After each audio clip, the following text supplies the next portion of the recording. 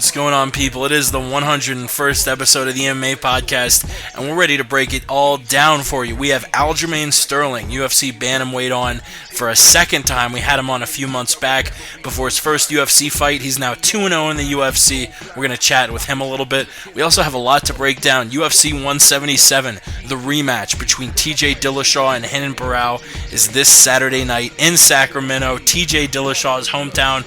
We also have two cards to break down from last weekend: UFC Fight Night Bisping versus Lee in Macao, and UFC Fight Night Henderson Dos Anjos in Tulsa, along with a week's worth of news. I'm ready to do it. Let's do this shit, cocksuckers.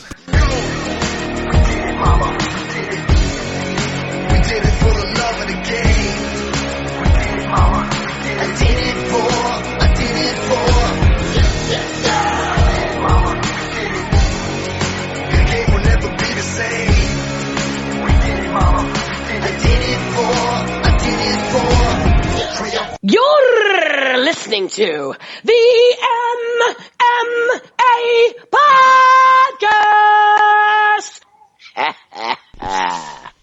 Hell yeah, Lenny Hart. It is the MMA Podcast. Shout out to Eddie Bravo and Smoke Serpent for that beautiful intro music. Pretty much laid out all we're going to be talking about on tonight's show in the intro. It is just myself and Ramses from the Word on the Street podcast tonight. Ramses, what do you hear? What do you say? Thanks, Jake, from the MMA Podcast. It's good to be back from Ferguson. We went there for the riots last week, or that's right. Was it 2 weeks ago? I think it was last week. No, it was last week. Word on the Street 117. If you want to listen back, the only reason we didn't do a version of the MMA Podcast last week is because I was traveling back home from Ferguson, Missouri, recovering from injuries. I got to say, yeah, that's why my memory's so fuzzy about it. I did sustain a concussion. I was knocked out with a lead pipe at one point. They stole all of our podcasting equipment. As I lay there just convulsing, I managed to look back to see who had hit me and robbed me. And to my surprise, it wasn't a cop. And that's the word on the street. God damn, that was the word. Shout out to MMA Mental. Shout out to Ustream for letting us do this live. Shit, we do it just about every Wednesday night at midnight Eastern, 9 p.m. Pacific. If you want to visit the website, it's themmapodcast.com. Visit us on Twitter at the MMA Podcast. Shout out to all of our friends, the Jew, Ross Finkelstein, Yao the Truth, Wesleyan Eagle, AH, the original host, C. Lowenstein, and of course, our buddy from Scotland, Technics. He left us another voicemail. This is the third voicemail he's left us in the last month or two. And it's starting to turn into my favorite part of the show, listening to Technics voicemails, because they are fucking amazing. Half the time I don't even know what he's saying. Let's listen to what he left us today. X88. I have one MMA problem this week, and it's April Hawaii, a.k.a. the Anteater. I nominate him to do the Bugatti Bucket Challenge. Nothing gayer than a man in women's Jordans talking to a cage fighter. Word on the street. Also, before I go, I want to thank all white police officers that catch shoplifters that resist arrest. Word on the street. Hell yeah, man. Yeah, that was the best one yet. Cops. I loved it. They keep getting better and better. I guess let's get straight into the MMA shit. First, we had... I guess late Friday night, early Saturday morning this past weekend, we had UFC Fight Night Macao. I think it started at like 4 a.m. Pacific or something wild. But honestly, you want to look up the results, Google it. We're not going to talk about every damn fight because honestly, most people listening don't give a fuck. So we're just going to cover the main event and co-main event. The co-main, Tyron Woodley taking out Dun Young Kim. Brutal TKO just about a minute into the first round. Woodley was the favorite, even though Kim was on a decent streak. What did you think about the fight? And then I guess let's talk about what's next for Tyron Woodley. Woodley, man. I was definitely... I saw it coming, of course. Who didn't? But I got to say, the execution was perfect. We all got what we paid to see.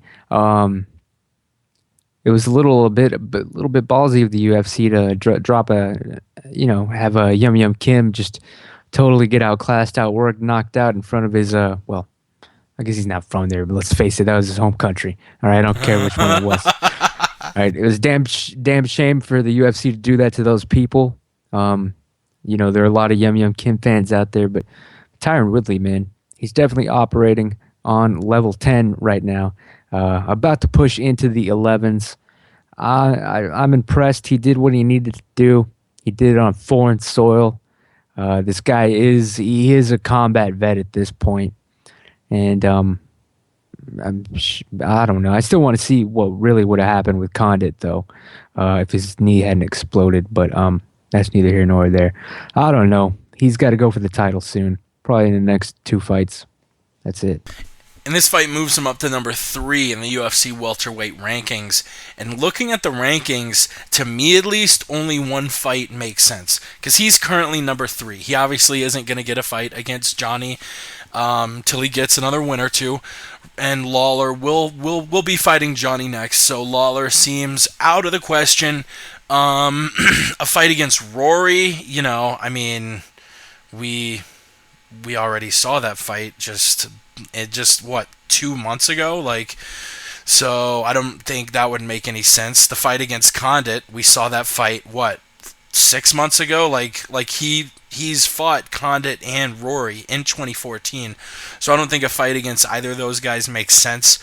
A fight against Matt Brown at 5 is the only one I see, because you keep going down the list. A fight against Hector Lombard won't happen because they train with one another at American Top Team.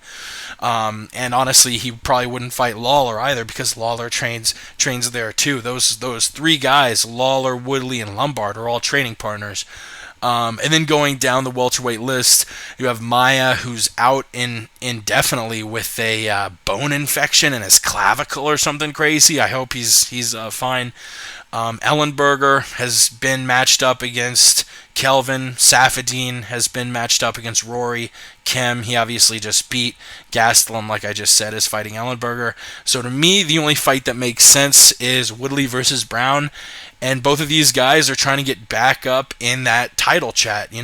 Woodley was being talked about for a title until Rory, just absolutely took him apart at UFC 174. Brown, I don't know if he got taken apart as bad, but his fight against Lawler, I would say, was a one-sided fight. And Brown is also, the time is ticking for Brown more than Woodley. But both of these guys are in their 30s. Both of these guys want to get to the welterweight title and at least just get a shot as soon as possible, especially before GSP comes back, because I don't know, GSP, he's definitely getting older. His last couple fights were really close, but until I see him lose, I think he's the king of that division. Even though I was at UFC 167, I was there live, I thought Johnny wins, but GSP taking all of this time off, taking all the HGH he wants, he's going to come back a scary, scary man. Let's move on to the main event, I guess. Michael Bisping against Kung Lee.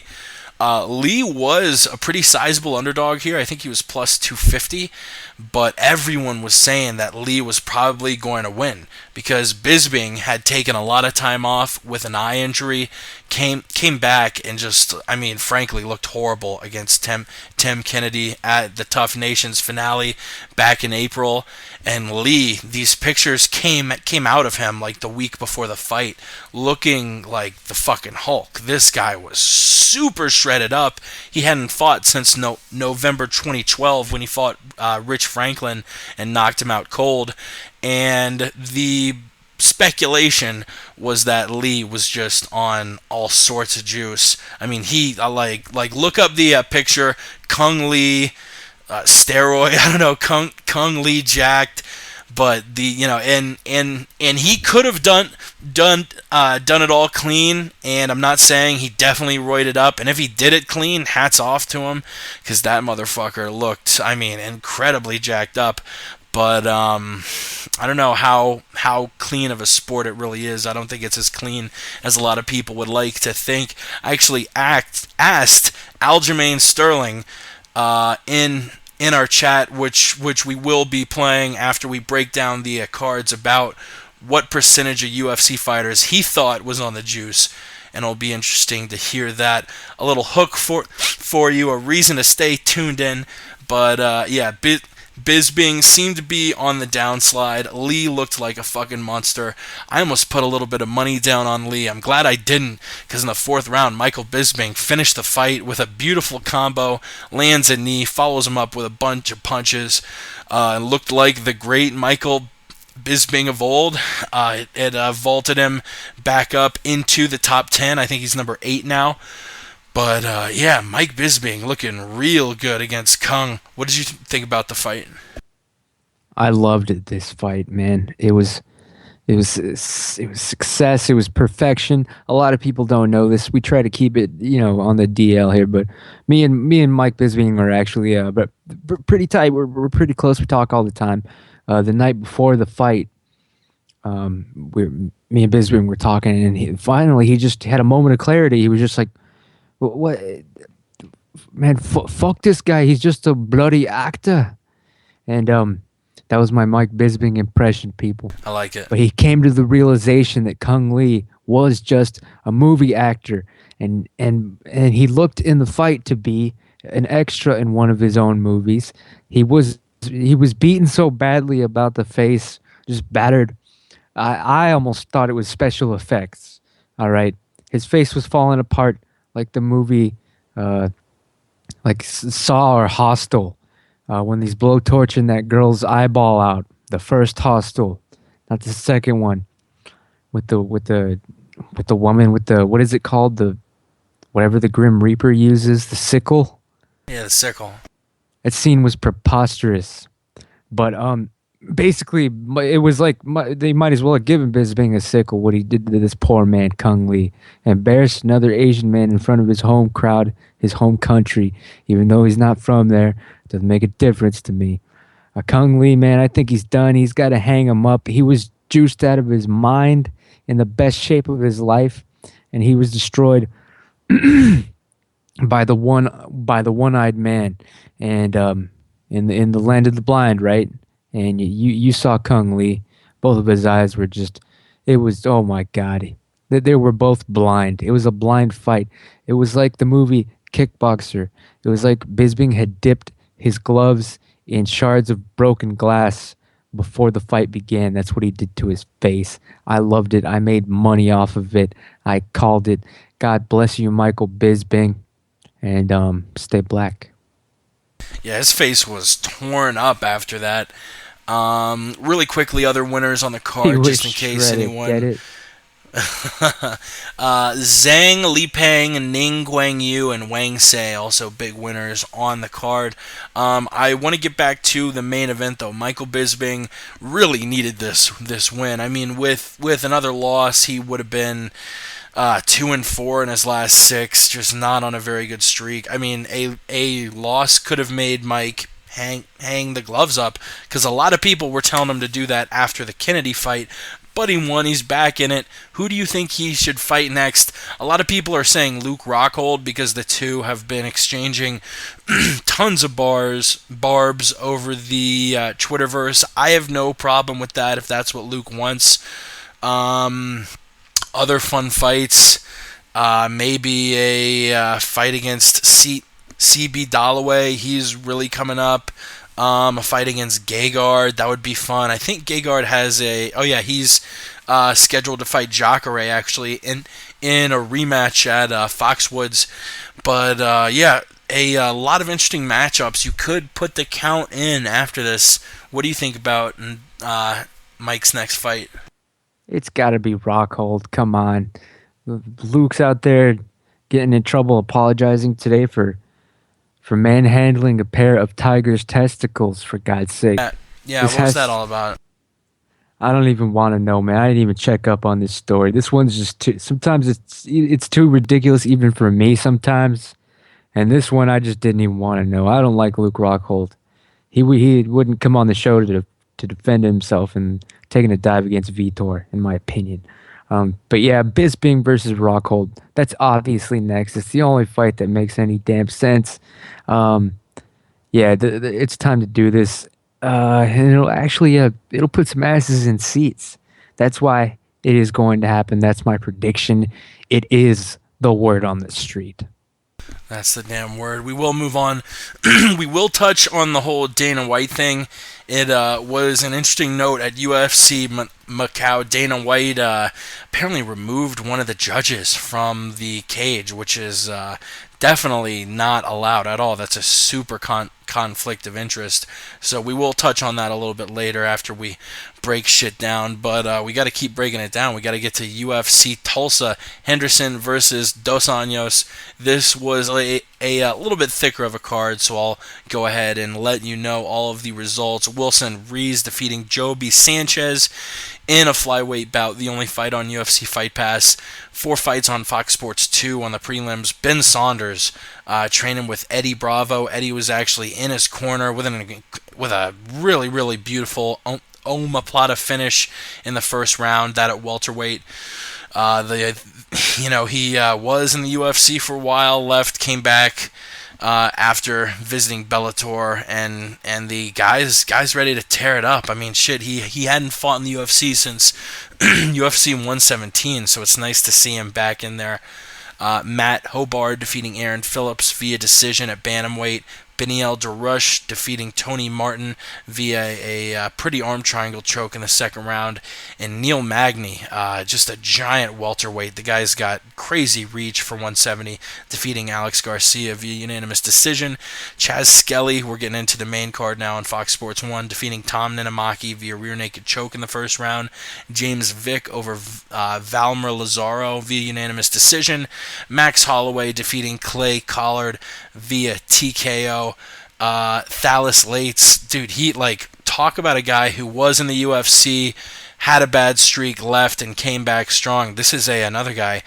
Thales Lates, he's just looking amazing. Defeats Francis Carmon in the second round via KO. Jordan Meehan against Mike Pyle. Jordan Meehan gets the TKO victory. Doesn't call out an opponent afterwards, but just simply says he wants to keep that co-main event slot. So we'll see who he fights next. Meehan, a super, super young guy in the UFC still. He's got some UFC experience now. He's got 4 fights in the UFC under his belt, 3 in Strikeforce. The kid's only 24, so he's got a bright future. The only fight I really wanted to discuss, a huge upset, Rafael Dos Anjos facing, at the time, the number 1 lightweight behind Pettis, rankings-wise, Benson Henderson. Dos Anjos not only wins, he knocks him out in the first round. A lot of people called it an early stoppage. What did you think about the fight? What did you think about the stoppage? It was Big John, wasn't it? It was. I don't question Big John. I saw it. Everyone knew the fight was over. Benson Henderson was about to. It was only going to get worse for that man. He was going to get knocked out again. He even admitted that he was knocked out, right? He said it was a flash knockout. Came right back to it, tried to do something, but it was already too late. Why? Because Big John recognizes shit like that when somebody goes out real quick. And that's when the fight's over for him. And that's a damn good time to stop it, in my opinion. Just because the guy comes back to life like the fucking Undertaker doesn't mean the fight should go on in MMA. So yes, this fight, I did enjoy watching it. I am not a Benson Henderson fan. I'm sorry. When Pettis made him verbally submit away the championship belt, I lost all respect for Benson. What little I had left, we knew his will was weakened. We knew it was questionable, and now we know that his chin is also on the decline as well. Knocked out. I didn't particularly see this coming, but I was hoping for it, of course. I do owe everybody that follows me on Twitter a drink because of this. And honestly, I'm proud. I mean, what happened? What happened, Benson? What happened, man? What 1 minute you're praising God, and while your manager worships the devil? Where did you think this was going to lead? Exactly. Listen to me, people. I'm the way of the light. Benson Henderson, with his pyramid symbology, he's a shill, people. He worshipped the wrong people to get ahead. He got his 15 minutes of fame and he got that gold, but guess what? It went away. It went away because, excuse me, because that's exactly what happens when you don't follow the ATM Show on Twitter. Word on the street. Word on the street. And yeah, I mean, John is one of the best refs, if not the best ref in the sport. So I'm not really going to question him. The way Bindo fell, which it's a weird thing. A lot of times a guy will fall, and the way he falls, he's not bracing it at all. He's just sort of like a dead body dropping, like just kind of falling and letting gravity take him. And if I'm a ref and I see a guy drop like that, looking like he's dropping like he's out, it's your job to step in and stop him from taking any more damage, because it's not the fighter's job at all to realize, hey, this dude's out. And yeah, Bindo's lights came back on immediately, but yeah, I don't doubt Big John whatsoever. Bindo's next fight, I was talking with Jay Jeans, a round table panelist. He says he wants Bindo's next fight to be the loser of Cerrone and Alvarez. Man, the lightweight division is so stacked. I mean, look at the top 10. Pettis is your champ, and this is your top 10, 1 to 10. Melendez, Nurmagomedov, RDA, Bindo, Cerrone, Thompson, Green, Miller, Jury, and Michael Johnson. That is a murderer's fucking row. Any of those fights would be really fun next for a Bindo. I kind of selfishly want to see him fight Cerrone again, because their first scrap in the WEC was my favorite fight ever. As far as an opponent for Rafael Dos Anjos, I don't know the status of Habib's knee injury, I think, so I don't know what's going to happen there. Maybe the winner of Cerrone Alvarez. Obviously both are, I guess, not Eddie, but that's not really his fault. It's Bellator's. But Cerrone loves fighting a lot, so I don't know. Give RDA the winner of Cerrone Alvarez and Bindo the loser. Make it simple. What do you think? Man, I hope Benson Henderson just goes away, but of course he won't. It was all over for him once he proposed to that subpar-looking woman live after the fight. Oof. I'm sorry, but after that, that's kind of when it all started to fall apart for him. Actually, is it a coincidence? I don't know, but come on, what is Benson known for? He's known for being other people's highlight reels. All right, he's the dude that got kicked in the face with the Showtime kick. He's the guy that Pettis submitted verbally. Made him verbally submit to win the belt, and now he's on Dos Anjos' highlight reel. It's embarrassing. He needs to stop now, but of course he won't. But Benson, man, you already peaked. It's only going to get worse for you. But I'll just keep watching and join you, taking your beatings. That's the bottom line. Word on the street. What do you think next for Dos Anjos? I mean, beating Bindo, that puts him in rarefied air at 155. And he's probably gonna fight the Cowboy next, right? Have they already fought? I don't even fucking know. It's gonna be a Cowboy if they haven't fought. That's the word on the street. Word on the street. Cowboy next. We'll see how he does in the co-main event of UFC 178. I think that does it for UFC Tulsa, UFC Macao. So, fuck it, people. Let's get to the news.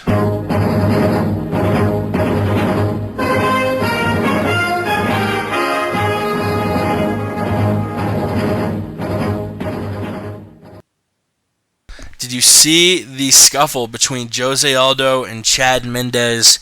They were doing some presser at a soccer stadium, so I assume it was in Brazil. But I don't know. They kind of took a playbook or a play directly out of the Jones Cormier playbook, and sort of exactly like the one we saw at the MGM just a few days ago. They sort of get close. One guy shoves the other. Is this gonna be the norm now? Like, what the fuck? Yeah, this was staged as hell, man. I got spies in Brazil. I got spies all over the world, people. And yeah, they're saying this thing was absolute bullshit. Yeah, everyone is just trying to ham it up now, um, ride that pony, so to speak. But yeah, I'm hearing the shove. It was completely contrived, staged, scripted 100%. They had to do 3 or 4 takes just because people couldn't stop laughing, and that's the bottom line. Yeah, like I mean, I don't know. I saw a pretty funny tweet that I think Middle Easy retweeted maybe, basically saying, man, like the next UFC Fighter Summit, they've got to teach these guys the concept of kayfabe. Like I don't know, man. It's I posed the question to Sterling, another hook. We'll be getting to it just a few minutes down the road, but he sort of agrees that it's good that things like this promote a fight, but at the same time, it's bringing a lot of negative shit toward MMA. This is still a sport that people are like testing out. They don't know whether it's some human cockfighting blood sport or what. And when you have clips on ESPN of, maybe the current face of mixed martial arts in the USA, John Jones, getting in some, petty shoving match, throwing a crazy left that could have caught, any of these poor innocent white people standing on stage. Oh no, it doesn't bring. What do you think? I know you've sort of got the Vince McMahon thing going, but what do you think about these scuffles and as far as whether it's good or not for the sport? Thing is, man, everyone knows it's going to be harder for UFC guys to pull off selling a fight, cutting promos than it is for WWE, because obviously when you're watching the WWE, you know it's all contrived. You're playing along with it. It's a story. Everyone expects UFC to be real, which people, I got to tell you, I'm one of the people saying, yeah, it's kind of 50%. You know what but staying on topic though, yeah, the brawls and scuffles and shit, you got to save those really. But yeah, unfortunately, everyone's gonna try to wild out now. But yeah, you got to be careful with that shit because obviously a lot can go wrong. And if you don't nail it, you're not going to generate heat. You're just going to look like a stone fool. And that's the word on the street. Be careful, people.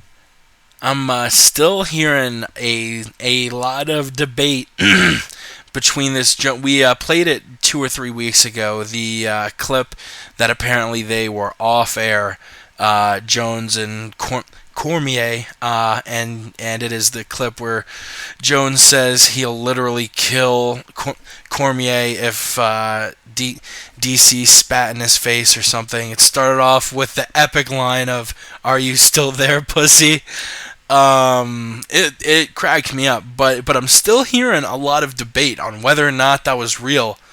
Ramses, I honestly don't know what your thought is on the matter, but I'll probably agree with you either way. For once, you call fights works, and I never agree, but you seem to know a lot about shoots and works and kayfabe and all that. So this off-air, quote-unquote off-air exchange between Jones and DC, was it real, or was that shit staged 100%?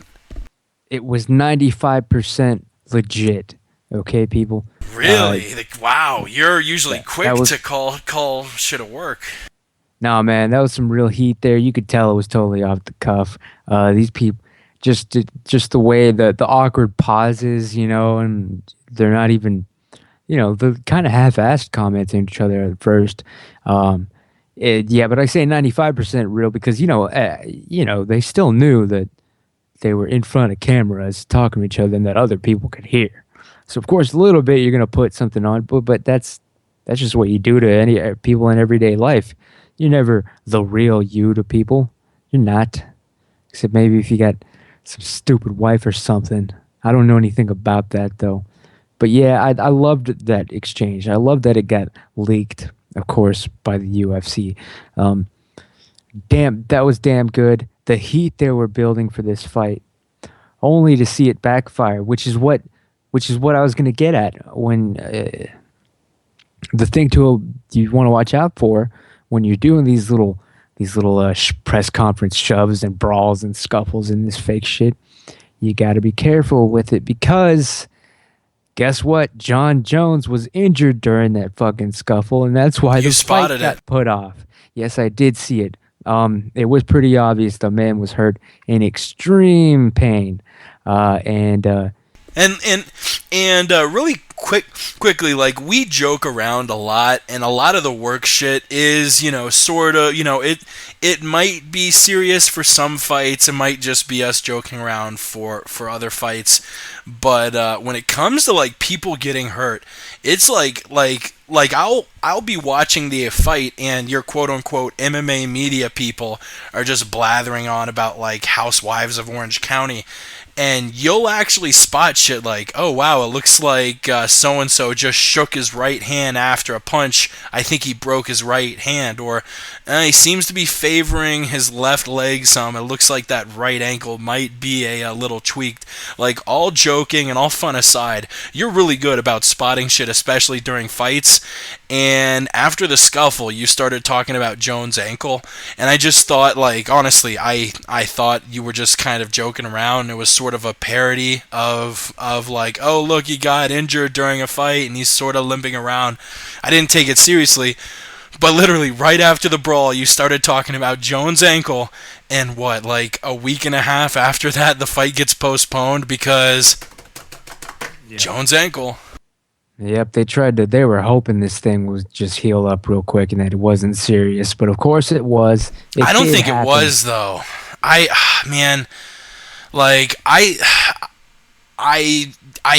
don't doubt the fact he got surgery, but I think it was really minor, because literally there is a video of John Jones. It's posted on his Instagram if he hasn't blocked you yet. Pardon me. Sip of beer for the working man. Jones is at SummerSlam, which he reportedly got surgery 3 days before SummerSlam. So this is 3 days after ankle surgery, and John Jones is fooling around with Mike Tyson, and they're sort of like jokingly sparring, like punching one another in like slow-mo. And John's literally like jumping back and forth, like really like looks super light on his feet. And it's like, oh, I guess Jones is one of these guys who has to be 110% going into a fight. He can't have a scratch on him. That's you have problem. guys like Chael, who, like, Chael would literally go in and fight you missing one arm and one fucking leg. That guy is the prototypical gangster. But, you have people like Jones. With a gunshot wound. He kept a secret. That's right. I mean, he was shot earlier that night. His final fight against Evans, he was having major, like, I forget if it was like his intestine or what, but the guy had surgery on fight week, like in his guts, and kept it quiet because he's not the kind of guy who's gonna roll his ankle and say needs fucking ankle surgery and postpone a fight, put it back. Like, honestly, I was really thinking about going to 178. It's actually in exactly 1 month, September 27th. Still might, because Vegas isn't a close drive from Denver, but it's doable, and maybe the ticket prices will drop now. But man, I've been saying since 2012, the fight I want to see the most: Jones versus Cormier. And we gotta wait another few months. It's killing me, Ramses. This Jones guy, man, that's the problem. You nailed it right on the head. He won't fight unless he feels he's at 100%. If he's got a nagging injury, guess what? Fight's over. He's a diva, and that's the biggest irony, because all John Jones wants is to be the greatest champion in UFC history. But it's shit like this where you look at him and you're like, this isn't a champion. This isn't how a champion behaves, fights, defends. I mean, shit, it's pathetic almost. I don't believe that he had any major sort of surgery at all. That's complete and utter bullshit. But yep, I do believe that he was injured and then he aggravated it probably. But yeah, I just want to say the reason I can spot these sorts of things so well is because I live in a world of pain myself, being blessed, hitting the lottery with early onset arthritis. Every joint, bone, and muscle in my body has at one point been injured or ached at shit, right now, it's a disaster. And, so I look for these things. I understand them. And unfortunately, that's how I'm able to spot crap like this. It's because I live in a world of pain that you people could not possibly ever understand or fathom.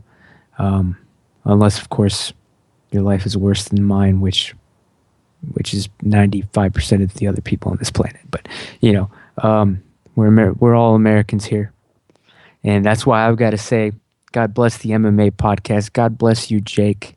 And damn you, John Jones. That's the word on the street. It's the bottom line. Word on the street. Hell yeah, I love those drops. Another quick plug. We will be getting to it in 10 or 15 minutes, the Aljamain Sterling interview. The first time I spoke with him a few months ago, people call Sterling the 135 John Jones, and it's not just a racist comparison. Sterling comes from a JUCO background, knows his wrestling, is amazing at using his range. He might not have the kind of range advantage at bantamweight that Jones has at 205, but the way he's just so explosive, has a lot of unorthodox strikes.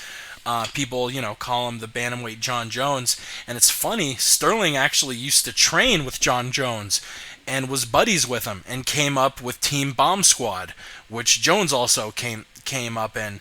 And the first time I chatted with him, which was before his first UFC fight, I straight up, asked him what it was like training with John, this and that. And I was fully expecting him to be like really positive about John and say, oh yeah, John's fucking awesome, this and that. And Aljo was sort of like, yeah, we don't really keep up anymore, was saying a couple negative things. And I sort of followed up and pushed him on it. And you can listen back to it. We actually have that clip of the Sterling interview. It's about 15 minutes long, I think, which was about how long tonight's is. He says, John Jones is, the kind of person who says he's going to do one thing and does another.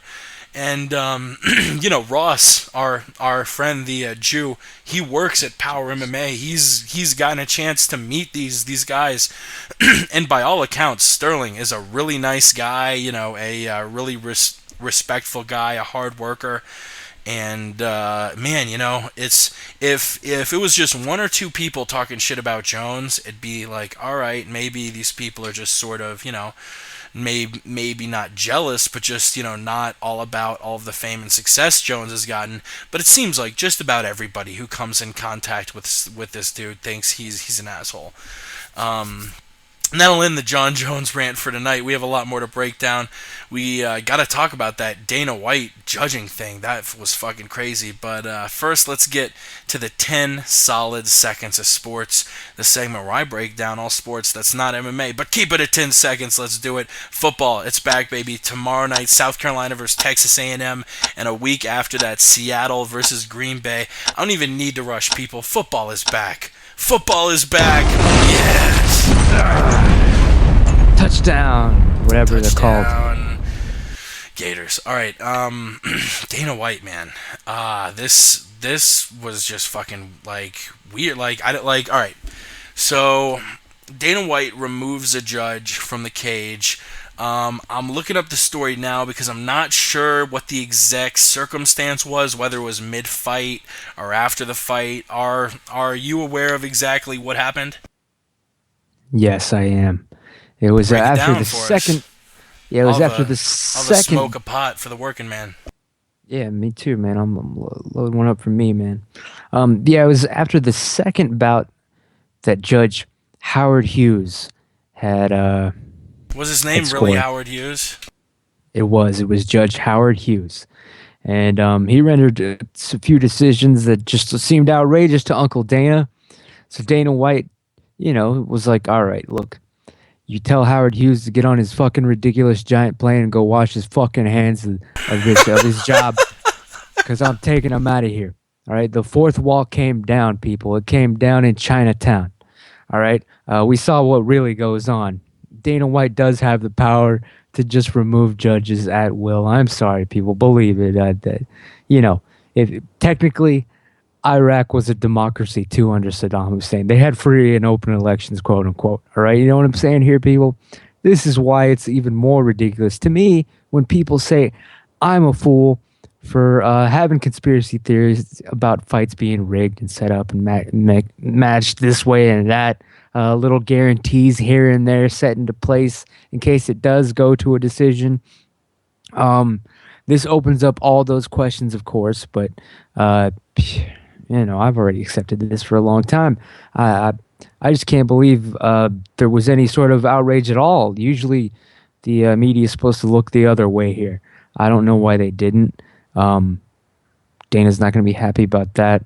A lot of people aren't going to be getting a free lunch at the next conference there at the Four Seasons. All right, but yep, that's the way it works in the UFC, people. Like I said, all you have to know is Lorenzo Fertitta used to be one of the head commissioners of the Nevada State Athletic Commission. Do people understand that? Like, this is all, it's all a good old boy club. And I love it, and I pay for the product, and I hope they keep it going. Quit giving them heat, people. This is sometimes Vince McMahon's got to come into the fucking ring and restart the match. That's just the way it goes. And in the immortal words of Steve Austin, Stone Cold himself, that's the bottom line. Word on the street. And the thing that gets me, I'm looking it up now. The UFC did come out and make a formal statement, both saying what Dana was wrong and saying I'm sorry. Quote, both White and the UFC apologized to Mr. Hughes for calling his professional judgment into question. Hughes has judged more than 25 UFC fight cards, and the UFC looks forward to him working on its events again in the future. Which to me sounds like, don't sue us, please, man. What gets me about this is I would get it if it was like a promoter who didn't really know the rules and what was going on. Dana White knows exactly what he did. I guess here this is another excerpt from the quote that might be a little relevant. The UFC organization has always been in support of government regulation and oversight. Additionally, the UFC has established a protocol when required to self-regulate events due to the lack of an official athletic commission, federation, or other regulatory body.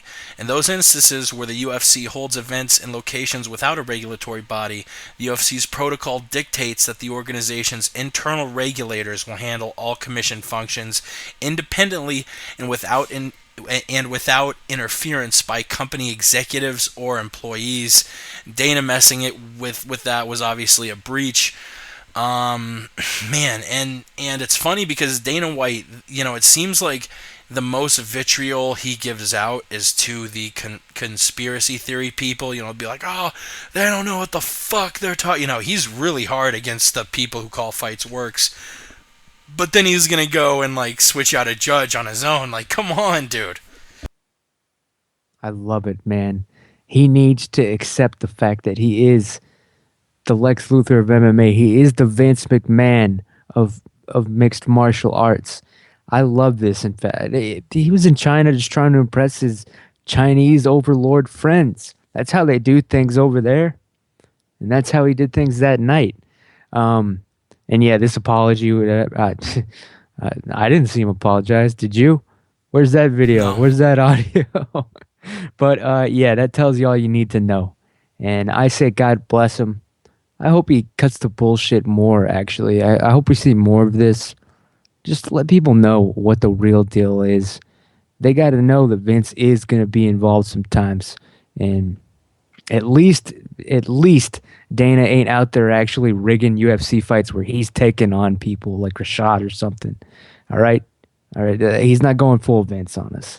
So just be thankful that hasn't happened yet. Actually, White did tell reporters, I guess, in Mexico City. They've been all over. They just did a card in China. They're, I think, trying to promote Kane versus Fabricio in Mexico City, and this is what White had to say on the issue. Quote, "It's no secret how fired up I get when there's bad judging, but I have to apologize to the Judge Hughes. I did get some misinformation. He didn't score the second fight, 30-27 for the fighter from China. And yeah, I got a little crazy and I overstepped my bounds. It's not the first time, and hopefully it's the last time I'll ever do that. So yeah, I was wrong." So he does admit that it's not the first time he's overstepped his bounds and pulled a judge, and he says, quote, "Hopefully it's the last time," which I love that quote. Like you don't need to say the word hopefully. Like, you are in control on whether you decide to pull judges in the middle of an event. Like, saying hopefully is like saying, yeah, but I just hope I don't get crazy again down the road, which I hate to criticize Dana White because I fucking love Dana White, dude. I have been a huge fan of sports my entire life. The NFL, the NHL, the NBA, the MLB. I follow them all pretty closely. Probably follow MMA the closest, but I didn't get into MMA until 5 or 6 years ago. I mean, I still follow. I know the names of the commissioners and all the other leagues. You have Roger Goodell and Gary Bettman and Bud Selig and now Adam Silver, I guess, because David Stern's gone. But you have all these dudes who are running these other leagues, and they're so PC, and they'll never step out of the whole suit and tie. "Oh yes, I do believe that Mr. Williams may have stepped out of line, so the NFL has decided to punish Mr. Williams for approximately 2 games for knocking the shit out of his wife," which, honestly, we probably should talk about that whole Josh Gordon thing because it is fucking ridiculous. But back to the point I'm trying to make, Dana White is an amazing figurehead for the UFC. I want him to run the UFC until he can't anymore. I mean, people say a lot of shitty things about him. I don't think the guy's perfect. I don't like the way they dealt with the Chael Sonnen thing. Certain things have definitely turned me off, but overall, Dana White is fucking amazing, and I don't think the UFC would be where they are without him. But it's like, you gotta dial it down from an 11 to a 10, because you can't be going in and pulling judges, and that almost I don't know, man. It's just shady. It's sketchy. I don't like it at all. Dana White is the greatest fight promoter of all time, of all history. I'll go that far, and I mean it. Come on, who's gonna top him? Don King? Nah, come on. As far as the greatest, man, the best at it, consistent, and guess what? He tells it like it is. He ain't bullshit. Yeah, he's not. He'll bullshit you when he has to. But we all know what we know what the score is with him. And he's better than who's the next greatest fight promoter? How many can you even name? Don King? Maybe you want to count Floyd Mayweather?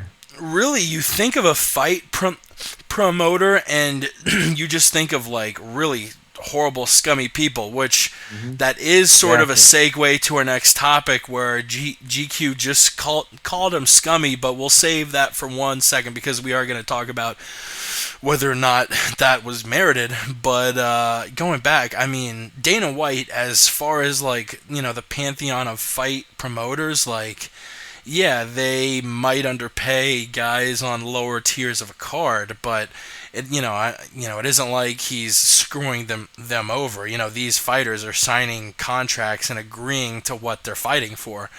So I don't know. People give the UFC a really hard time for underpaying fighters, but I guess we'll save that for the next topic about the whole GQ thing.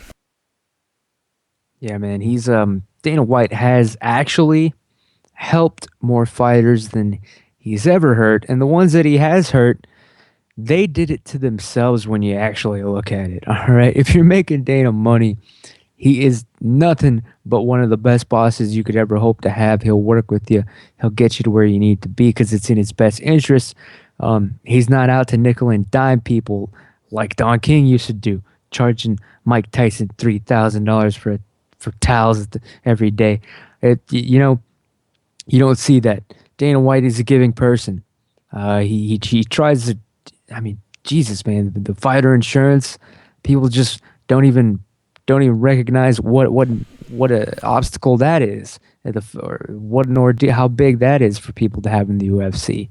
That got done. Nobody else is doing it. That's just one of the many things. Dana White didn't when Matt Grice got into that really bad car accident and like was missing a part of his skull. Didn't the UFC step up and like take care of a big chunk of that, if not all of it? Dana White went out that week and bought Matt Grice a new skull. He's a generous individual, and yes, that is true. They helped him out. They paid for everything. Now Matt Grice, he's even thinking about fighting again, which is really, really stupid. But at least like the fact that he's even thinking about it, it's all thanks to Mr. Dana White, Lorenzo Fertitta, Zuffa, the UFC, public pressure. God bless him. Yeah, I guess, I mean, that is a pretty good segue. GQ does a list every year, or I don't know if it's every year, or if they just did it or what, but basically they did a list of, like, scumbags in sports, I guess. That was the theme of it, or just scumbag. I don't know if it was sports specific, but they put Dana White number 8, and I don't agree with that whatsoever. I mean, just because the guy is bald and has a mean mug and is outspoken, I mean, this is exactly what we're talking about. And the point I was about to make, people say, oh, he underpays his fighters, this and that. Do I think fighters on the lower tiers of UFC cards should make more? Yes, but this is a capitalist society, and it's not up to the employer to give the employees a fair wage. As long as they're paying them over minimum wage, it's a fair wage. It's the fighters that are, agreeing to these really low figures. And if fighters either made a union or a bunch of guys just, chose to, hey, we're not going to fight on your fight pass card for anything less than 10 and 10. Whether it's that, but as far as the pay thing goes, this is on the fighters. This is not on the UFC to, for some charitable reason, say, oh, we should give these people more. No, it's a business, dude. It's, you definitely don't want to look like bad people to the fans, but I don't think they look like bad fucking people. I mean, even if it's a not, well-known guy, I can't tell you the amount of times I've heard a story like, oh, so-and-so fighter who just lost on, like, a prelim and no one knows anything about. He just had a baby and the baby has some crazy illness and the baby could die. And in the next day, you hear a story about, oh, well, either Lorenzo or Dana reached out and gave him X amount of money to take care of everything. Like these are good people, and I don't know, GQ magazine, like the print era, it's ending.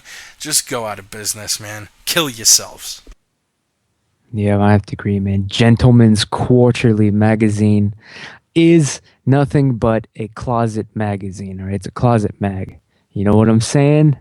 All right, GQ. It's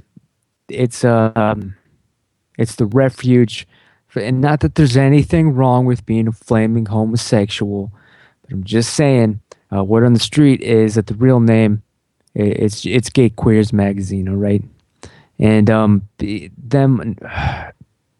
printing an article like this accusing Dana White of being the 8th sleaziest man in sports, right behind War Machine. I was outraged. You should be. Like I said, Dana White's nothing but a generous family man and a giver. All right, and he imagine whoever wrote this stupid article. Imagine his look going from smug looking at you to when your fist actually connected through his glasses, like shattering them, and then just making his face ripple as like his eyes just instantly just burst into redness, and seeing the look on his face and the noise that he would make as he's just been punched in the face for the first time in his entire life.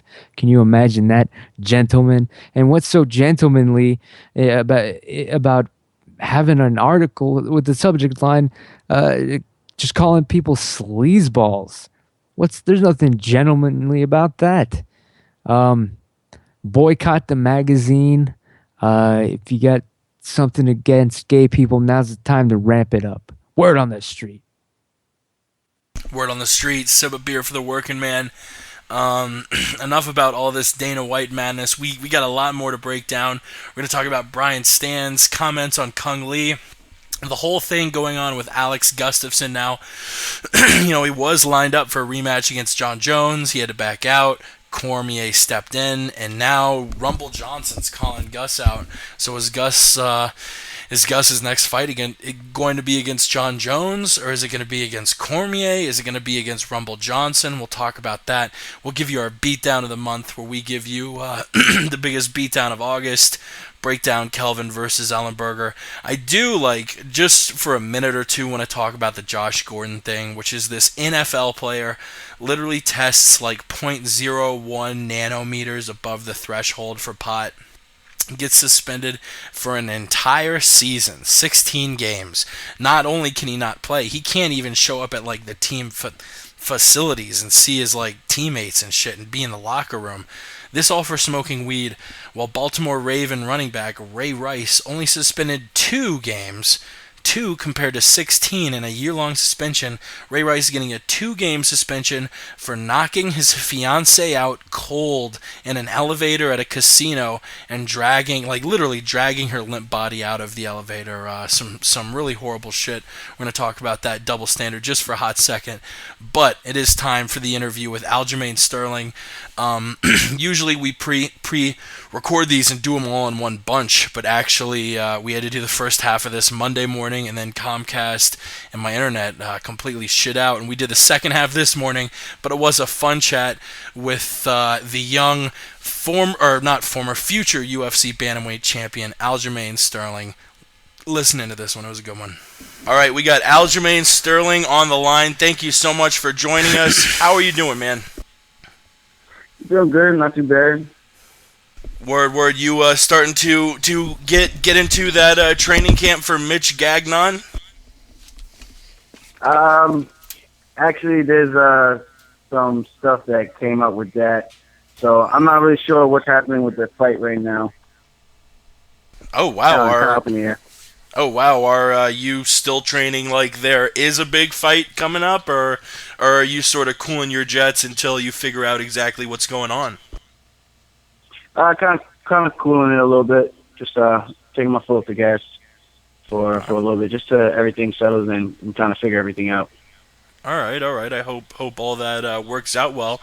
Last time we spoke, you actually were just about to make your UFC debut.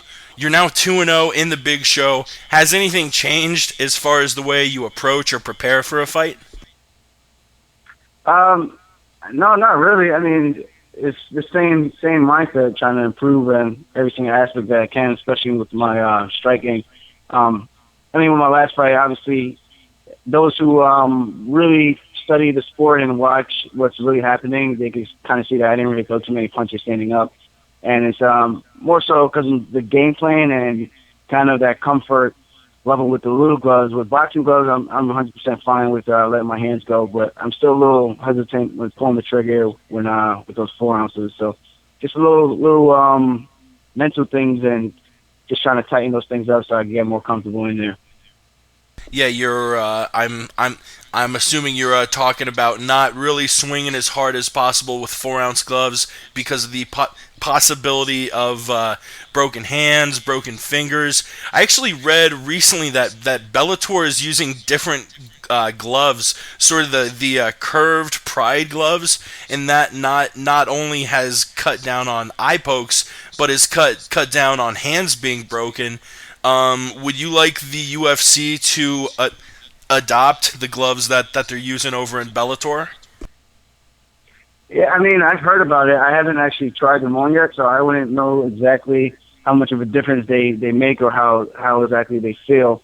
But I mean, if it's working for those guys, I don't see why not. I think that would be a cool thing for them to investigate and kind of see what that could do.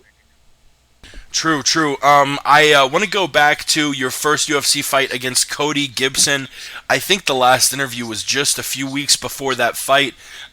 You not only were going up against a very skilled bantamweight, but you said after the fact that the altitude and dryness of Nevada got to you a little bit.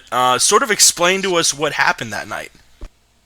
Yeah, I mean, I was in the back room warming up. Even when I first got there on Tuesday afternoon, I did a couple of workouts, and I just felt myself getting a little bit winded faster than usual. I mean, when you're coming from New York training on Long Island and you're going through your sparring sessions and you feel like you go four rounds with no problem, and then you go out there and then you feel like you're dying in the workout, it's a big roadblock for you to get over mentally, and I think that definitely played a factor. I mean, with the last fight, that was right in my backyard, and you could see that there was a big difference in my cardio, and definitely want to make some adjustments next time I do fight out in Vegas or Colorado or anything like that, and make sure I get adjusted a little bit better. Yeah, I actually recently moved from Florida to Colorado, so I know exactly what that feeling's like.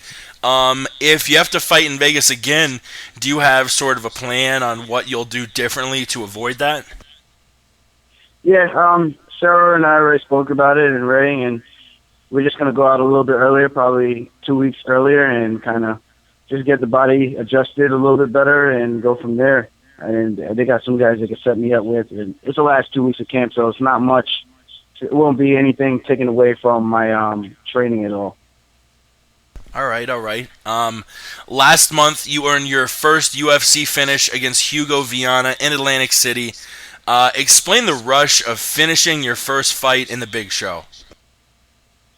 It was cool, man. I was excited about it. You know, I was like, man, finally I get to really show what I can do and really just let everything come together and kind of put on a good show for everybody.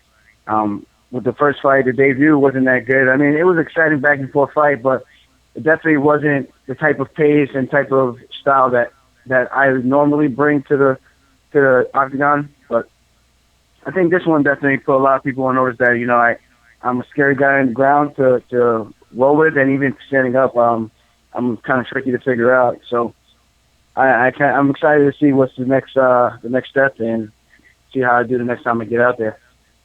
I am too, man. I am too. You said your next fight is sort of in limbo, but I still wanted to ask how were you sort of mentally getting ready for what may have I'm not sure if it was your first time or not, but how were you mentally getting ready for fighting in front of a crowd who would probably be rooting against you and rooting for the hometown guy?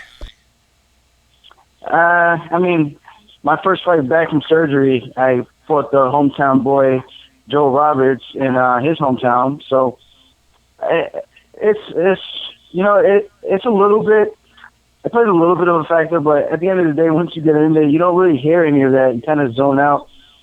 So that's how I kind of look at it. I mean, right now I'm on the prelims. I'm not on the main card slot, so I don't know how loud that stuff can be when you actually fighting on like a main card slot, you know what I mean? Yeah. So I don't know how much of a factor that will be when those guys are, you know, rooting for their guy. But as of right now, it hasn't really affected me yet, and kind of just go out there and just do my thing, and hopefully I become one of their favorite fighters to watch after. Hell yeah. Luckily, you know, you do prepare for fights with some of the best. What is it like training with animals like Al Iaquinta, Chris Weidman, Truck Gordon? I mean, I'm sure it's tough to keep up with them at times. Yeah, it is. It's fun, man. It's exciting. You get to learn new things every single time you go to training, or you get to work on something new every single time you go to training. And it's kind of like it's like a, what would you call it? I don't have the word for it right now, but we just kind of lean on each other, and everybody just kind of starts building upwards, and we just build off of that. And what is it, next week? 2 weeks from now, Al's fighting in Foxwoods, Connecticut, and I'm going out to support him. A couple of the other guys coming out to support him, and can't wait for that fight for him to show what he could do again. And show everybody the Sarah Longa boys are here to put a beat down on every opponent that comes by. A hot topic in MMA right now are PEDs, a topic you're pretty outspoken about. Shoot, it even says in your Twitter bio that, quote, PED users equal soft. Give us your take on that, and more importantly, what do we do to clean up the system? Yeah, I think there's a very large, it's a very sticky situation, man. A lot of people say that we don't have a problem, but I really think we do, and people just don't want to admit it. My take on it, I think it's very overwhelming. There's a lot more people that do it that people don't really know about. You know, I've actually trained with guys who've done some stuff before. I mean, they don't really compete now and stuff like that, but, you know, like I said, and there's a lot of people that do that stuff, whether people want to believe it or not. And I just think the best way to handle a situation like that is to up the punishment. You know, these guys get a little slap on the wrist, a couple months, and that's it. And then they get back and they start doing the same thing again. Like, I mean, for instance, you got Chael Sonnen, who actually admitted that he didn't think he was going to get tested twice within like 44, 45 days. And that's a testament to itself. I think you can get on these guys and start doing a little bit more random. You don't have to do everybody, but, you know, just randomly pick someone through the list and kind of just go like that. I guarantee you're going to see a lot of guys get popped for some stuff. I might be putting you on the spot here, but what percentage of UFC fighters do you think are on the sauce? Of the UFC fighters, man, you know, it's hard to say, but honestly, I wouldn't be shocked if it's around 40 to 50% of the guys, man. I mean, I really wouldn't be. So it's hard for me to put a direct number on it because I don't have any hard evidence, but you don't need to be a physical specimen, as you can see with one of the guys, a few of the guys who just got popped. You know what I'm talking about? So yeah, it's not like being on the juice actually makes you a physical beast. So there's a lot of guys, I think, they're just taking it for muscle recovery, things like that, being able to get through more workouts. And I think 40-50%. Wow, that's a pretty high number still. When you were starting the sport, was it difficult to sort of say no and turn away when you know it's obviously a you know, boost in training and fighting and all that? I mean, it wasn't hard for me to say no because I just believe in all natural, man. I feel like I don't like taking pills when I'm sick and, you know, things like that. I feel like there's natural things to do things and there's natural ways to go about certain stuff. If you want to see increases or you want to see decreases in things, or if you want to see improvements in certain areas. So that's kind of how I look at it, and I've never really been one to kind of say, like, maybe I should because everybody else is doing it. Yeah. Let's change gears a little bit. We spoke last time a bit about John Jones, and a few weeks back, everyone was talking about his scuffle and bad blood with Daniel Cormier. Do you think things like this are good because they're drawing interest to fights, or do you not condone the negativity that things like this could bring to the sport? That's a tough one. I do think it's good as, like, from a promoter standpoint. You're trying to bring in those numbers and you're trying to bring in a little bit extra money. But I mean, for the sport as a whole, I don't think it's a good thing. I mean, that's a real generic answer, but that's as simple as it gets. There's no other way to really go around that. And yeah, I mean that's pretty much how I feel about it. I like it personally. I think it gives it a little bit more interest to the fight, especially when it's genuine like that. I think it makes you just want to be like, man, I really can't wait to see that fight. And now I gotta wait till January because John got hurt, you know. So I think it definitely does its job with building anticipation for the fight. Yeah. That I'm super bummed we have to wait until next year until Jones versus DC. But a fight we don't need to wait on. The belt you're going after is on the line this weekend. A rematch between now champion T.J. Dillashaw and the man he took the strap from, Renan Barão. Who do you think wins the rematch in this one? Man, that's a sick fight. I really can't wait to watch, man. Honestly, I got to go with Dillashaw, and the reason why I got to go with Dillashaw is because he constantly shows improvement in every single fight, and that's hard to do, especially when someone is so young. You know, you might see tendencies, but with someone like him, I watch everybody. I watch every single fight that I can watch, especially guys at my weight, and especially at 45, the kid's guys decided to drop down. And like I said, I've seen him improve every single fight. He shows a new element to his game. Whereas Barão, even though he's been virtually untouchable, as people want to call it, I think he always shows the same tricks. And I've called it when I've seen him fight Eddie Wineland. I felt like Eddie Wineland was getting the better of him until, you know, Eddie Wineland's his guard isn't the best with his hands down, striking from his waist. But Barão's got that one-hit wonder where the fight looks close the entire time, but he touches you, you're going to go down. And I think that was kind of the thing that Dillashaw and those guys picked up on was he just throws really, really hard, and hopefully he lands that one-hit kill and puts you out. And that's why I think I just have to go with Dillashaw for this one. Yeah, Dillashaw looked like a monster in that first fight.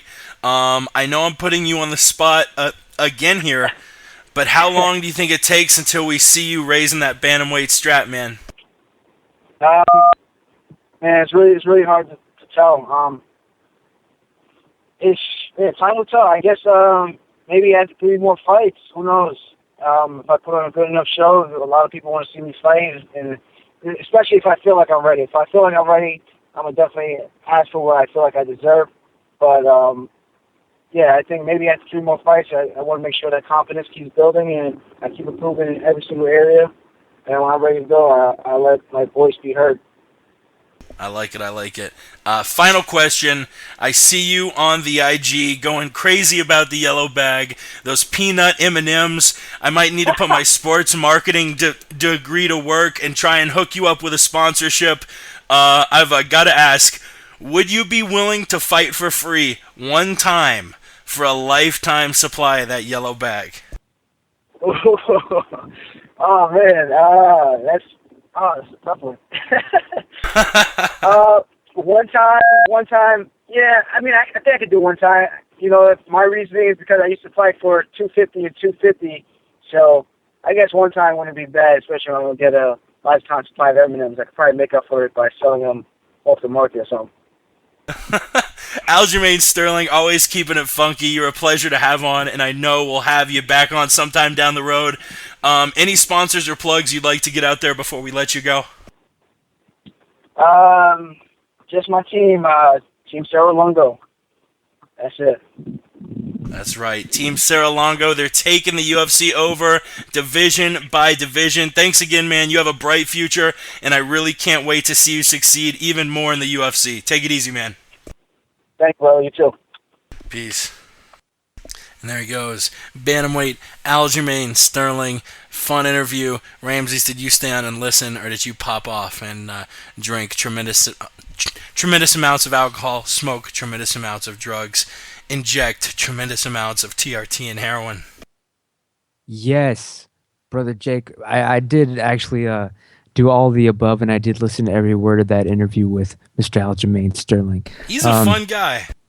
Yeah, that was cool, and I'm surprised you asked him to guess at how many UFC fighters were on the juice.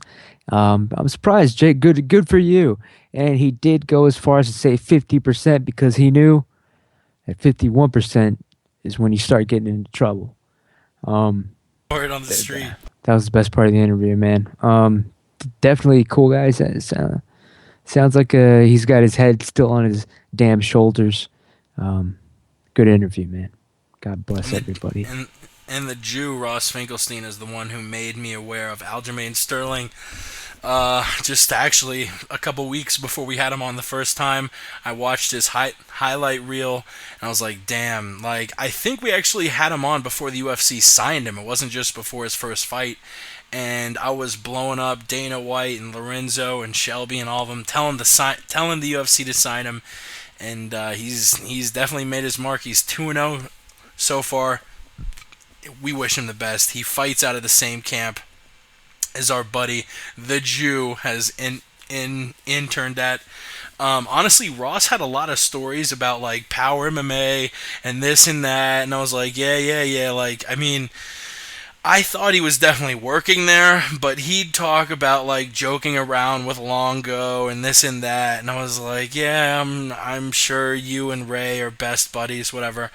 But then we actually bumped into him in Vegas this past July 4th after it was actually July 5th after the Tough 19 finale.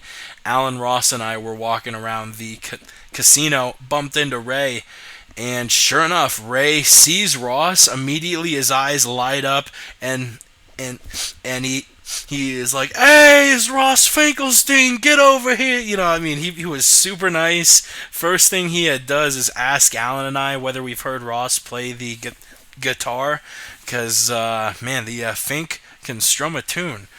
But yeah, he, you know, that whole group: Longo, Sarah, Weidman, Iaquinta, Gordon, Sterling, Bowman. There are a ton of dudes there, and they all seem like really cool, just like nice people. Not like the sort of camp like you know, I don't want to put any certain camp on blast, but you have a lot of camps where it's just like, yeah, a lot of douchebags train here. But Cerro Longo really seems like a cool camp. Yeah, it sounds like a group of good gentlemen out there at Power MMA. Someday maybe I'll check it out there. Storm the dojo, demand to see Ross, and challenge him then and there and embarrass him in front of his peers, his employers, or whatever they. And no, but yeah, it's not any surprise to me that he's buddy with Ray Longo and Matt Serra. That he's let's not play games, people. These Jews know everybody. Word on the street. Chris Weidman, before we move on, I feel like people either love him or think his whole, like, quiet, nice guy shtick is sort of boring. I really it's weird, because normally to be a polarizing figure, you've gotta, you know, stir up some shit. But Weidman, I mean, he doesn't talk that much, but he seems to have that sort of polarizing thing where people either love him or hate him. I'm sure a big part of that is him knocking out Silva at 162 and sort of doing the, you know, thing like, shut the fuck up. But yeah, do you like Chris or not so much? He's the friggin' unbeatable Bruce Lee of mixed martial arts, as far as I'm concerned. I love Weidman, dude. Yeah, he's a nice guy, I guess. I don't know him personally. I mean, one day I might, like I said, show it to Power MMA, challenge him. But I know he's got a problem with Renato Laranja, so that's points. He beat the hell out of Anderson Silva. I mean, yes, Chael Sonnen did have to weaken Anderson's jaw, you know, set it up nice, hurt him, you know, put the pounding on him, tenderize the meat for Chris Weidman, set him up, put him over. He did put the kid over, but Weidman's run with it, man. You know, I'm glad he's making that money now, but this guy, something's really stiff about him, and the first person that he goes up against that just plans on that alone is going to beat him. And that's the bottom line. That's the word on the street. That's the damn word. We will move on. I want to talk about this Brian Stan tweet. I'm looking up the specific tweet now, but Brian Stan, who actually was a commentator I think he was commentating the UFC Tulsa card. I don't know if he was doing the Macau card. Am I right there? Fuck Brian Stan. Simple enough. Brian Stan, following Kung Lee's loss to Bisping in Macau, tweets, quote, "It didn't pay to cheat for once. Good start to the day." And I think he was actually doing UFC Tulsa with John Anik, because we got that amazingly awkward, like 15-second clip of Anik and Stan being off air, but standing there holding mics and just not exchanging a word. Just so awkward.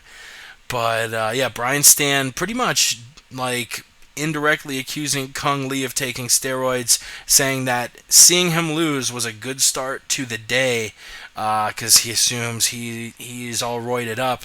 Which, damn man, it's one thing to say, wow, Kung Lee looks super jacked up. I wonder if he took anything, to saying straight up, I'm glad he lost because he's on steroids. Like, you're a UFC announcer now. You can't just come out with hackneyed bullshit thoughts that aren't verified whatsoever. Like, I didn't pay to cheat for once. Kung Lee has never failed a drug test, you piece of shit. Like, you know, I'm sure he's erased the tweet.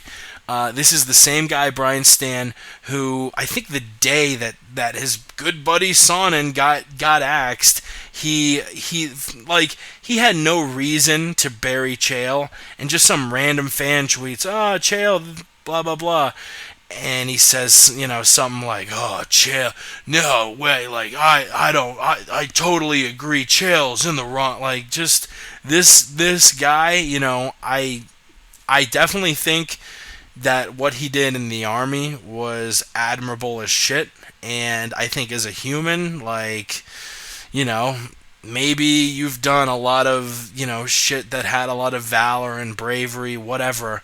You're straight acting like a, I don't know, like, I don't know what the right word is, if you're being a turncoat, like, but you're like burying people who you have no reason to bury. It's just like, it just seems really petty. Whether it's the Chael thing, the Kung Lee thing. Yeah, I don't give a damn about his military record. I now question Brian Stan's integrity as a man. I'm sorry, people. This guy, he you made an excellent point. He is an analyst, supposed to be objective. Of course, you know, Kung Lee was beaten within an inch of his life, almost died that night. And minutes later, Brian Stan's going, "Ha ha, cheaters never win." What the hell? The drug test was being conducted at that very moment. Brian Stan has no evidence. He did tweet out, and basically, you know, he's slandering Kung Lee.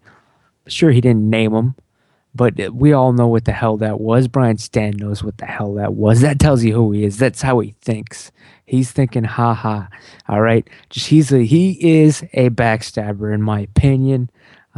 He's one of the worst. GQ should have been the number one sleaziest man in sports. That's what you're hearing from me right now, people. You watch my film that's going to expose him, my documentary that I've been working on, called The Last Stand, coming out soon. GoFundMe. You watch that movie, it's going to expose this man for what he really is. And yeah, guess what? This guy, bum fighter too, got knocked out by Vanderlei Silva like a fool. Slept like it was world star hip hop.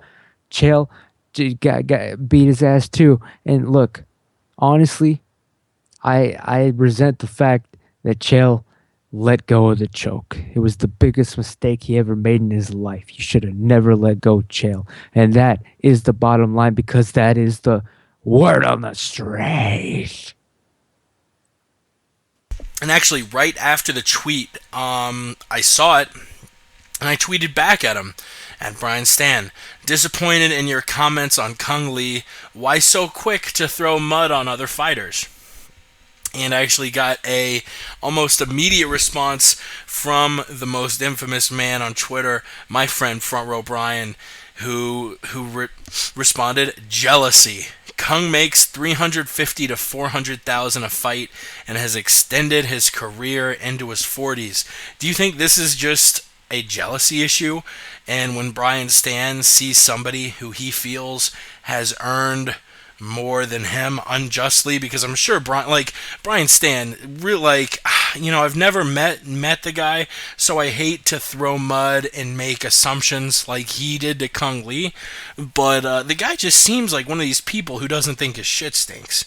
And I don't know if that's because he has the military background, which again, it's super awesome he did that, and I look up to him, but doesn't give you a hall pass to be a piece of shit. Is it jealousy? Is it a character flaw?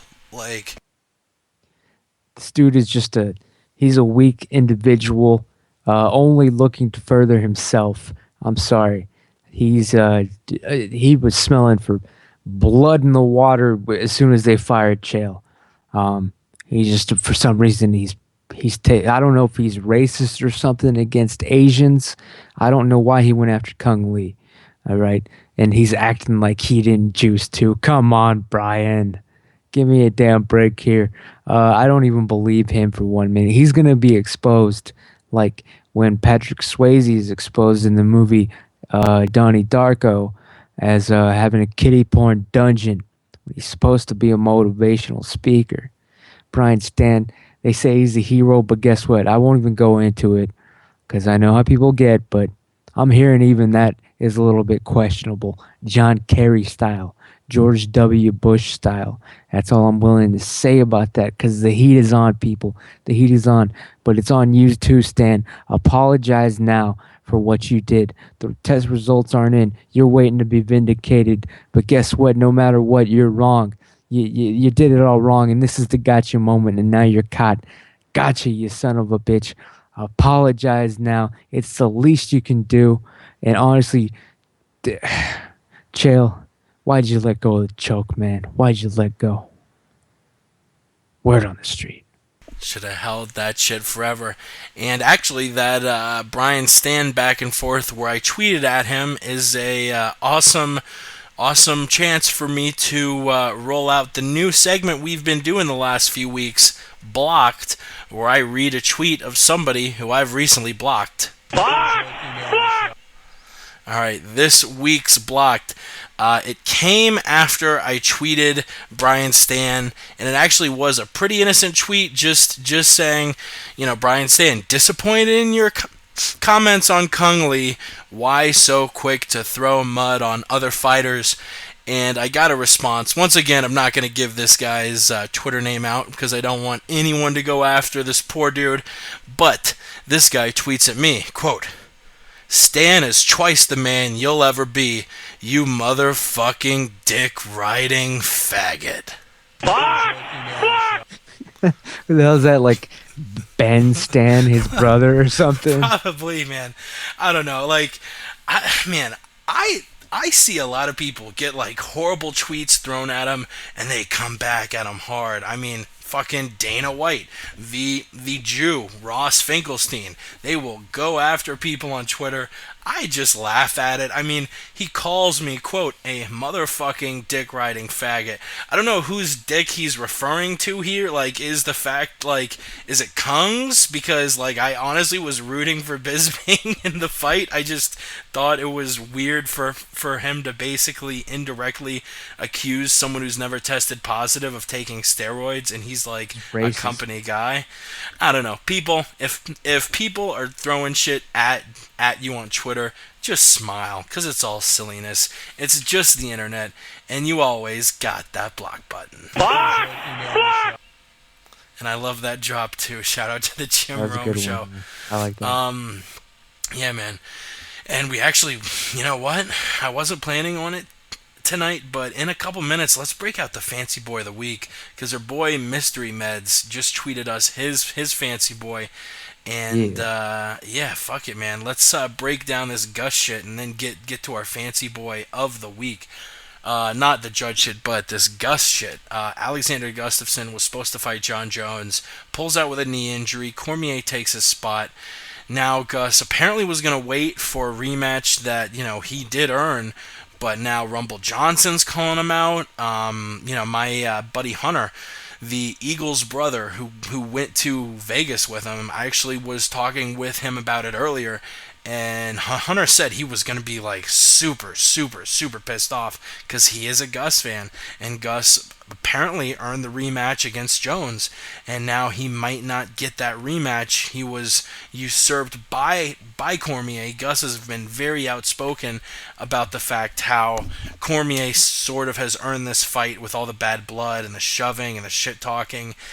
And there's currently a question mark whether Alexander Gustafsson is going to sit on the sideline and wait for this January fight between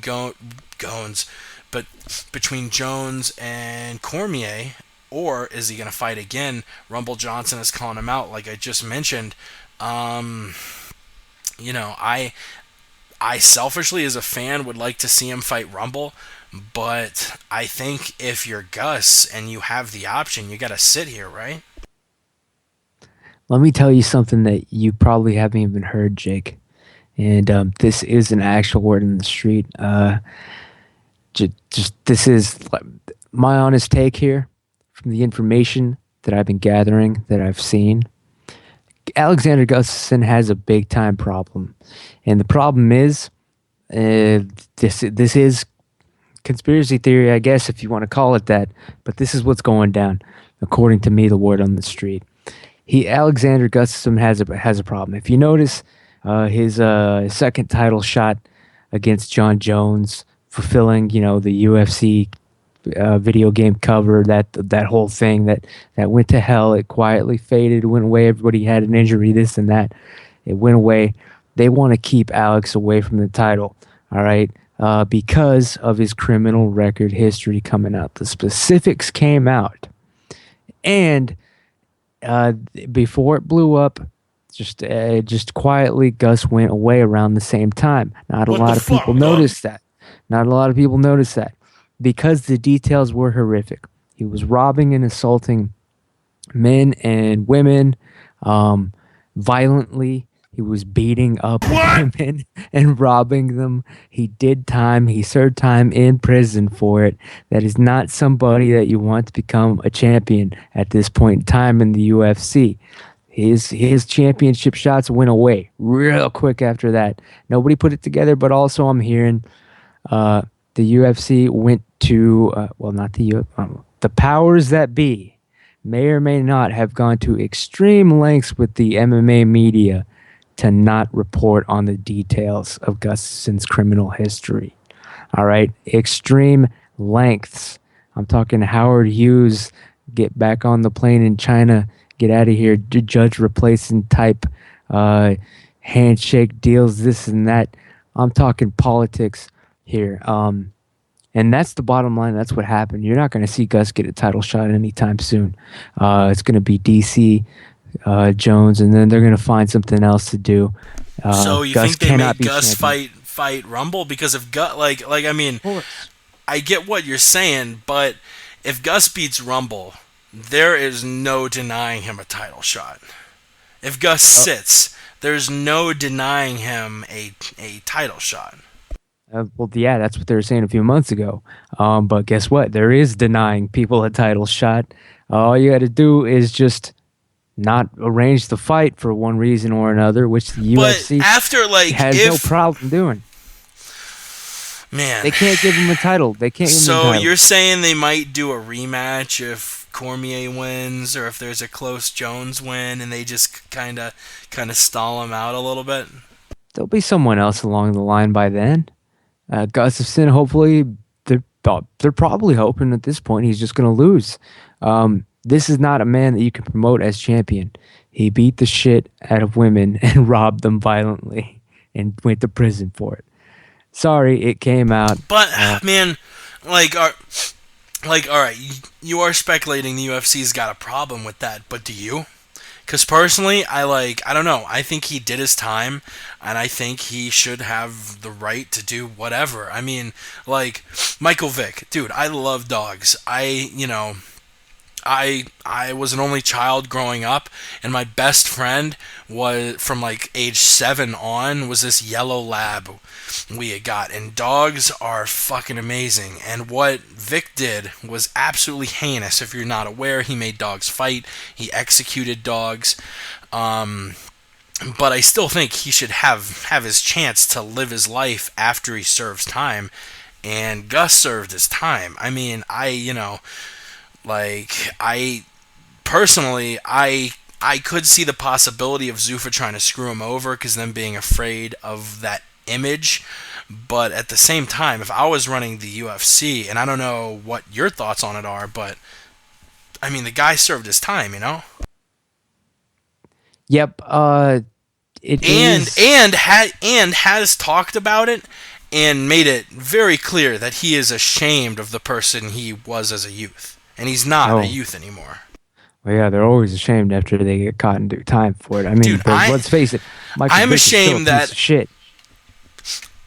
I'm ashamed that as a freshman at UF, I went out one night during the Florida-Miami game, got super drunk, and passed out in bushes, ended up waking, like, I came to consciousness standing in front of an ambulance with the cops shining the light in my face. I know that's sort of an extreme example, and I know Gustafsson wasn't blackout wasted when he beat up all of these people, but I don't know. Here's the thing, man. I do think he should get the title shot because he has earned it as far as his fight career goes. I'm just saying this guy is a piece of shit to me, and I can keep that separate and compartmentalized in my mind. Like, I know he's a piece of shit, but at the same time, I can recognize that he's a great fighter, and I want to see him fight. I want to see what happens, but at the same time. This guy was out there hurting people, and you don't come back from that, really. You're violently robbing and hurting women. At the same time, I'd be applauding it if someone had shot him dead back then. So that's where I stand. But I'll watch his fights, whatever. He did his time, yes. Hopefully he has turned it around. Now he has, no reason to rob people. But I have to believe that if he did not have a career, I have to believe, man, if he did not have a UFC career, he'd probably be out there doing criminal thug shit. So I have no respect for him. But as far as the fighting goes, fair is fair. You're right. Well, shit, I guess that covers the Gus shit. Personally, man, I think DC gets the next shot at Jones. Whether he sits or not, I think Gus versus Rumble would be super fun. But like I said, if I was Gus, I would just wait for that title shot. And shit, I guess let's get to the fancy boy of the week. I call him out and he covers his mouth like a little fancy boy. I mean, what is that? They call me fancy boy. You're a love man. Really walking. Yep. He's a dandy. He's a real fancy boy. That's right. It's the fancy boy of the week. The first fancy boy is actually a shout out on Twitter, and you always can tweet us at the MMA Podcast or call in. The phone number is 213-457-3380. Whatever you want to talk about, it is an open line. That's 213-457-3380, or you can Skype us at the MMA Podcast. Our boy Mystery, who actually you'll hear later tonight, he did the song we're playing the podcast out with tonight. It's a Stand For Something remix. You got to check it out. He is on Twitter at Mystery Deja. That's Mystery, MYSTREY. Tery, sorry, Deja, DEJA. He tweeted us, his fancy boy of the week is Dana White for pulling judges. Acting real fancy. A little too fancy, if you ask me. We had touched on that a little earlier. Dana White stepping way out of bounds as a promoter, pulling a judge from a fight. There's a huge conflict of interest. And, man, I love Dana. But him pulling a judge, that was pretty damn fancy. Ramses, who's your fancy boy? Well, believe it or not, my fancy boy of the week is Mr. Bobby Green himself, UFC fighter. Yeah, you want to know why? He was given my friend, my personal friend and comrade, Mark Ramondi from Fox Sports, a hard time, saying he didn't like the article that Mark wrote about his ass. He was saying he was on the Ariel Hawaii show. Bobby Green was just complaining this and that. I hated the article. It misrepresented me. I feel like something like he was ambushed or betrayed or some crap like that. Lied to. He was acting a stone fool. All right. He gave an interview. He knew Mark Raimondi was a reporter, and now he's mad that he reported on the shit that he said. It's like he doesn't know how it even fucking works. Bobby Green, you were out of line here. You owe my friend Mark Raimondi an apology. I won't even go that far. I'll give you a chance. Apologize, man. Apologize. You don't be the fancy boy of the week a second time. Word. That's right. My fancy boy of the week. I'm sorry, but it's got to be the Eagle, Westland Eagle AH, my boy, Alan. We went to Vegas. It's, a friend of mine, but Alan, you got to send me the fight tape, cocksucker. Literally, this fight happened almost 2 months ago.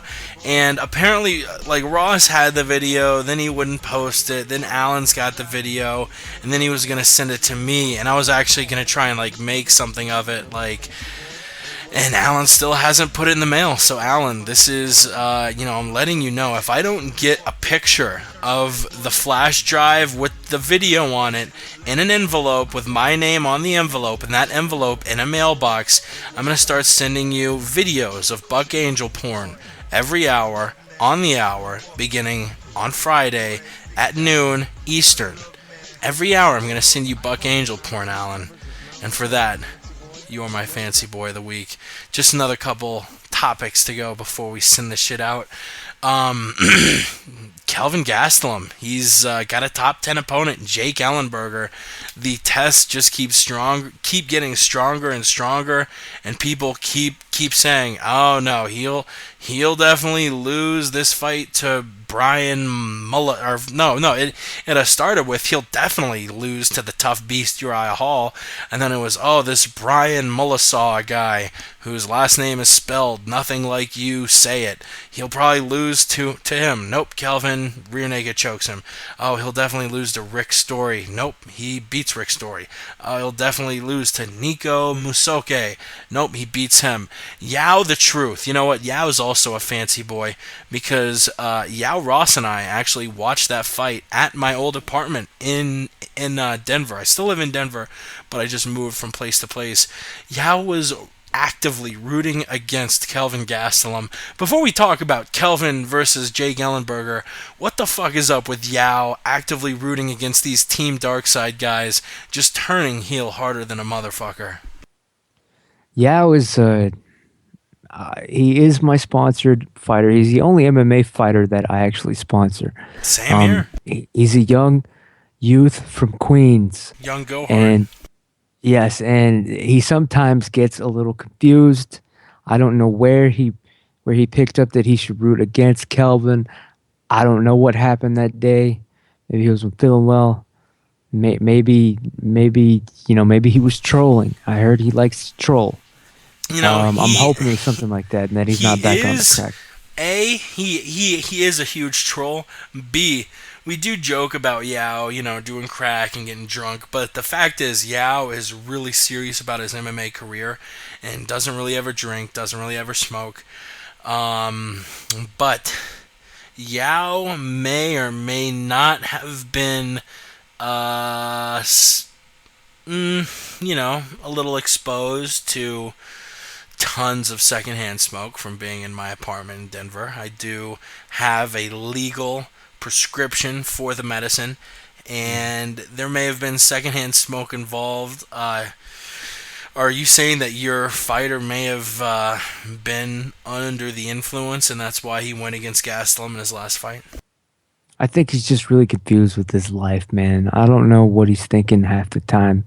I just try to point him in the right direction and hope that he listens to what I say.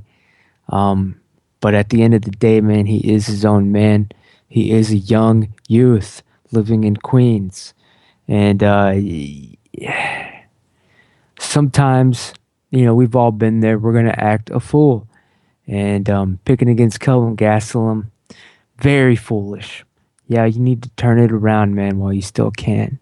I'll try to help you. I'm always here for you, man.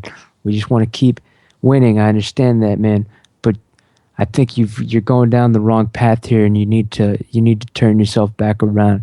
Go back, circle back. Always be circling, just like we trained. And I'll point you in the right direction. Word on the street.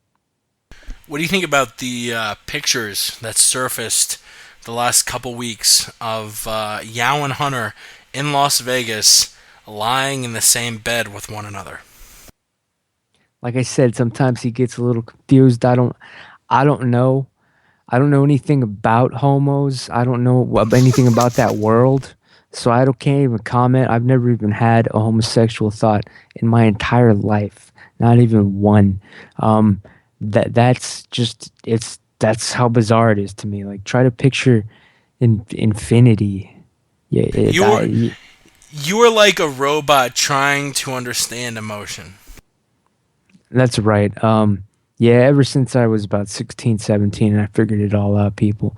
Yeah, I have decided that actually interacting with human beings personally is not worth it. It never ends up in anything positive. I don't like people. I don't like being touched, looked at, or spoken to. I don't like going out in public. I don't like touching surfaces that other people have touched. And honestly, when I hear the sound of a child laughing, I get sick inside. Word on the street.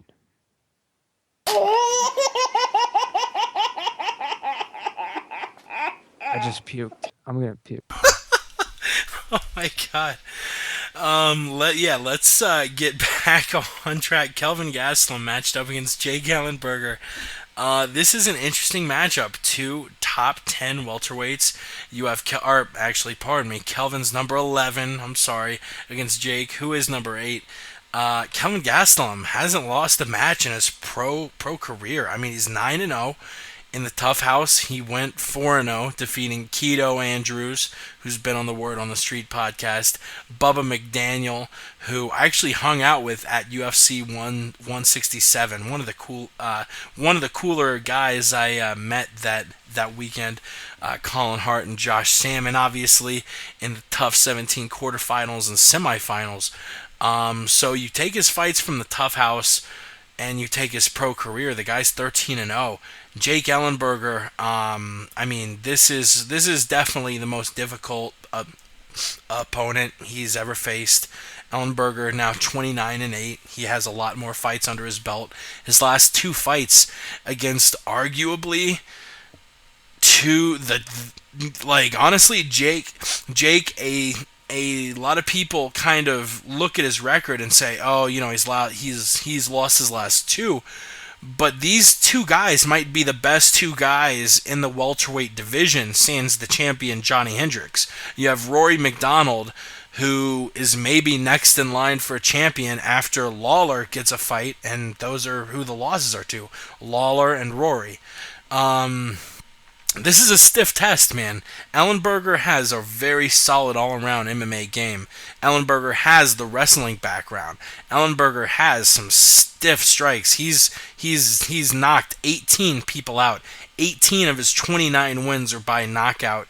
You don't really see a lot of guys who've, had an NCAA wrestling background step in there and win a big chunk of their fights by knockout. He's also a purple belt in Brazilian Jiu-Jitsu, training with Rain. He's got that prototypical 5'10", stocky welterweight build. This is going to be a really tough test. Is Kelvin going to be able to get past him? Kelvin Gastelum is going to be the champion of the division. It's only a matter of time. We have set this up for a long time. I'll tell you the truth here again. Me and Kelvin, we're practically brothers. We're best friends. We're tight people. All right. He tells me everything. Look, let me get it. Here's a text.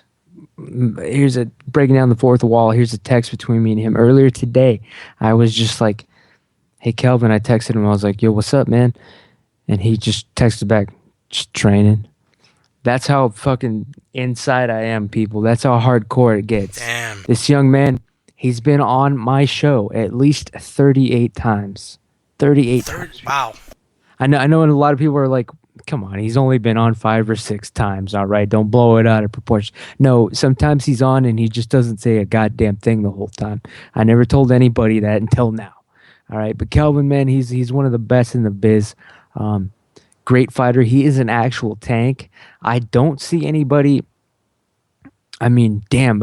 Rick Story landed a lucky one. Basically, he caught him. That's the only way that I see Kelvin ever going down, and I don't see that happening too often. I just don't see it, man. I think he's going to remain undefeated. I think he is going to get a title shot quicker than most people think. He's like the last tough guy to actually ride out that damn competition for what it's worth, get something out of it, a return. And it's not because he's media savvy or like he's calling people out or he's the Conor McGregor. It's because he's just whooping ass. And yeah, he is the underdog in most of his fights. But guess what? He's the one to bet on. I've made a lot of money off of this kid. I will continue to. Can't say enough good things about him. He's awesome. He's actually a good guy, really nice. Support him right now before it blows up, and I'm just sitting here laughing, saying I told you so, people. He is the real deal. Kelvin Gastelum, he's gonna whoop Ellenberger's ass easy. I predict that Ellenberger will actually retire after this fight. I think it's gonna be that type of fight. Kelvin, he's working with Mike Dolce. The weight cut thing won't be a factor this time. He's doing it right, actually, I think the UFC is actually paying for Mike Dolce this time around. You didn't hear that from me. It's just the word on the street. That's right, people. It is the word. God bless us all. Kelvin Gastelum, he's fought as an underdog many times before. He will be an underdog against Ellenberger, and I'm very interested to see what happens. Last bit of news before we get to our beatdown of the month and UFC 177.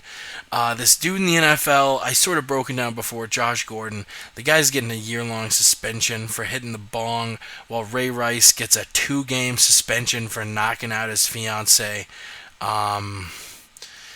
What the fuck is up, man? Like, why do we treat drug users like criminals, like people we need to lock in a cage because they smoked a plant that our ancestors and our forefathers agreed was a bad plant, because William Randolph Hearst decided to make a lot of propaganda. He smoked the bad plant, and we're gonna suspend him. We're gonna make sure his career, like talk about like an MMA fighter having a short career. The average football player has like a 3.5 year long career. And this Josh Gordon guy, who really hit his stride, I think he led the NFL in receiving yards. And I know this is a lot of jibber jabber to a lot of people, but it's one of the sport's best players getting suspended an entire year in 2014 for smoking weed. When you have 2 states in Colorado and Washington that have completely legalized it, I go to the store and buy weed legally. I pay taxes on the weed that I buy. But we're going to treat this Josh Gordon guy like some sort of criminal and suspend him 16 games. While, I mean, it's horrible PR for the NFL, but it's undeniable. Because you have a guy in Ray Rice who knocked his fiance the fuck out. And there is video of it. Not only the KO, which hasn't been made public, but is pretty much widely, assumed the NFL has seen the private tape from the casino of him, knocking out the fiance, and then the public tape is him dragging the limp body out. I mean, it just really, really perplexes me how this is going on in 2014. How awkward is that fucking wedding gonna be, huh? Jesus Christ. Right, dude. I mean, you gotta assume like the chick's brother, dad, friends, everybody is just spending the whole ceremony like shooting Ray Rice looks like, hey, you knocked out my fucking sister / daughter / friend. If he wasn't rich, they'd kill him. But guess what? Yeah, that's Mike America, Brown man. style. Yeah, but yeah, this other guy, I don't even know anything about football really, except, I'm a big fan of, what's his name? Peyton Manning. Yeah, big fan. But yeah, another marijuana victim, people. We see it in the UFC. Bam Bam Healy lost $100,000 in bonus money because he smoked one joint. You see these stories all the time, man. It's sad. It's pathetic because it's the year 2014. But not surprising. Yeah, all you got to do. I spoke earlier about my pain issues, joint arthritis, muscle aches. I got problems left and right, people. The only thing that helps that I actually use and medicate with is marijuana. And I'm not saying that painkillers wouldn't work, but guess what? I don't want to be addicted and dependent on fucking painkillers. So I smoke a non-addictive, pretty much harmless substance. You're inhaling plant matter, but aside from that, the benefits, it far outweighs any other alternative. And I'm telling you right now, I'm not even bullshit. I don't get a license. I don't go to a doctor and I'm like, oh man, this hurts and this. No, this is all. I don't have a store that I can go to, but I'm telling you, I do smoke marijuana for strictly medicinal purposes and mind expansion purposes and watching fights. And, of course, with women, out to dinner before and after meals. Sometimes when I wake up, and that's the bottom line. Yeah, my doctor visit to get prescribed the green medicine was such a joke. Literally, she starts the appointment with, hey, you're my last patient of the day, and I'm really trying to get home because I'm moving today. And I'm just like, all right, Yeah. let's move it along. God bless. Speaking of moving it along, let's move the podcast along. Let's get to our beatdown of the month, where we break down the biggest beatdown of that month. Pretty simple concept, people.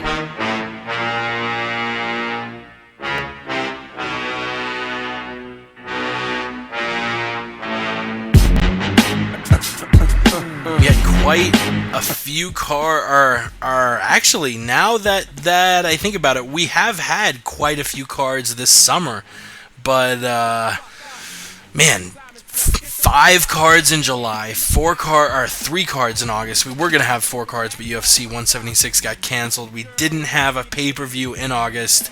Actually, of the 3 cards in August, 2 of them were the fights we just broke down on Saturday.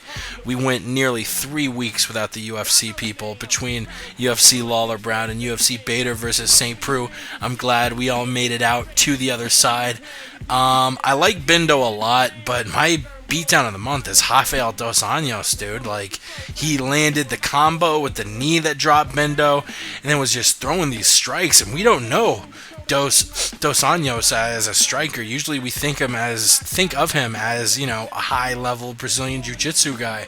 So, hats off to Rafael Dos Anjos. I think Bindo is still a hell of a fighter. I don't really count him out that much because of a loss, because look at his fucking record, man. The guy's still 21-4. The guy's UFC record is still something crazy like 9-2. Like, before the loss to Dos Anjos, his only real losses in the last, fucking 7 years were to Tony Pettis. Like, yeah, going back to March 2007, the only man who had beaten him was Anthony Pettis, and Rafael Dos Anjos steps in, gets the KO.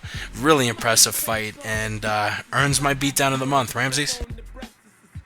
Our God is an awesome God indeed. Good choice, Jake, from the MMA podcast. But I'm going to have to go with the beatdown that Max Holloway administered to Clay Collard, who unfortunately was making his UFC debut. Poor Clay. And this is 50% of his career was just taken away from him in this fight with Max Holloway. Max just threw everything at this man, but Clay kept coming at him. It was almost unbelievable. It was Walking Dead Resident Evil shit. where it was that dream where you can't aim the gun right, or the gun ain't going off and the bad guy's PT coming all right over at you. again. Exactly, man. It was like PT.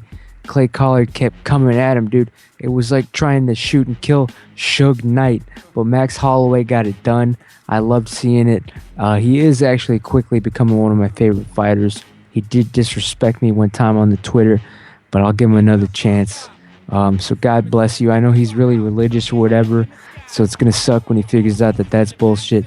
But until then, I wish him nothing but the best of luck. Word on the street. And that brings us to UFC 177. Really quickly, before we get to that, though, I did bring it up, that PT demo. If you have like a PS4, which I know it's getting a little nerdy, but there's this demo thing that is one of the it's way scarier than any horror movie I've seen. Like, it scared the literal shit out of me. And it's this new genre of games that's literally not built as like a strategic shooter or anything. It's just like built to scare the fuck out of you. What did you think of that whole PT shit, man? Jesus Christ. If you have a PS4 or know anybody with a PS4, go over there, play the game with them, get them to play. You have to see this fucking thing. Just download PT, the demo from the PlayStation 4 store. Yeah, this thing's crazy. It turns out that it's a playable teaser is what PT stands for. Playable teaser for the new Silent Hill game. But you don't find that out until the end. It's all creepy. It's mind-bending. This is like this is the type of game that it was just too real. It's the scare, I could feel it was controlling my blood pressure. All right, you get into this game. It's so fucking creepy and hard to describe. You have to see it. Even look it up on YouTube. PT demo reaction. Watch somebody playing the game. It's nuts. But yeah, totally well done. Hideo Kojima and Guillermo del Toro. Norman Reedus is going to be the voice actor. It's going to be the shit, people. And this game actually, I did pussy out a few times. I had to stop it. I couldn't go on at times. I was coming up with reasons to stop playing. I was like, man, I got to do some laundry right now. I was coming up. I called my parents for the first time in months. I was just looking for anything else to do but face this game. It changed my life. It makes you afraid after you're done playing it. It makes you afraid to open up a door. I was afraid to go to the fucking bathroom. I don't take any medicine. I'm not prescribed anything before playing this. I take, a vitamin C maybe every now and then. I'd smoke a little weed.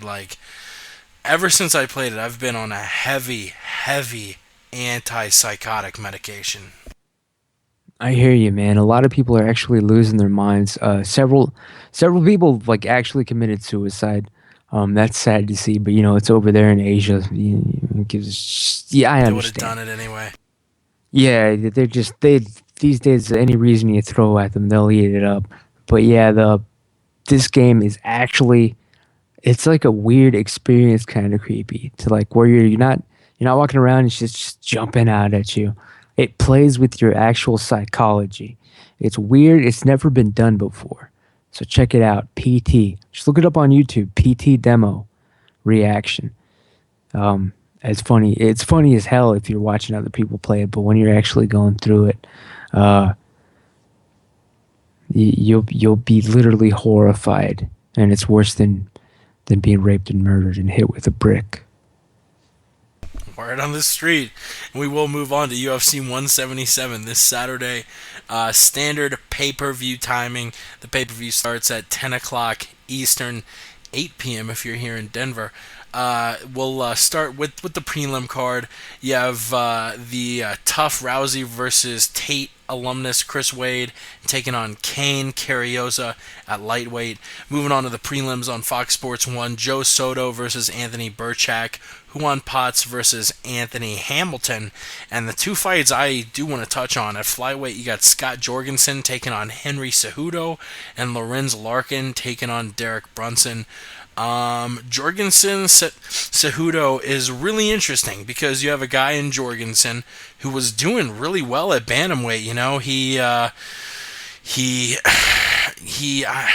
was he beat Pickett and got a lot of fights against top guys. He just couldn't get over that hump. He had a shot against Cruz for the UFC and WEC Bantamweight Championship. Didn't win that, lost via decision. Lost the decision to Renan Barão. Which, if you can go, a whole fight against Renan Barão and not get finished, Barão is, like you heard Sterling say, such a one-shot guy. And speaking of one-shot guys, he also lost to Eddie Wineland via KO.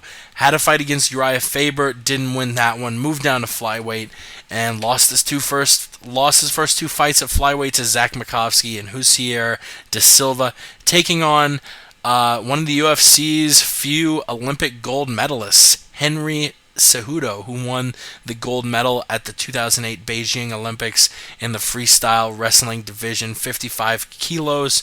He's never lost in his career, 6-0, taking on Scott Jorgensen in his UFC debut. It is interesting to note that he has not missed weight, or not made weight his last two fights in Legacy 24 and Legacy 27.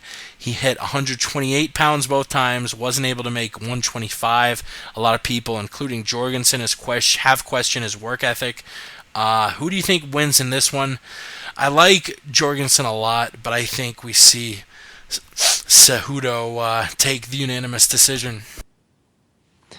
Yeah, this one, I think Jorgensen, he's gonna put the Olympian over, but I think it'll be legit though.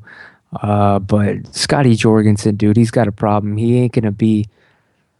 You're never gonna see him with the belt. He's working his way towards being a gatekeeper, if that makes sense. I think that's gonna be his fate.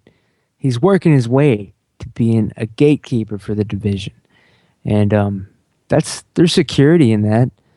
But yeah, he's a company man, I'm guessing. He's gonna put this guy over. It's written all over this damn match.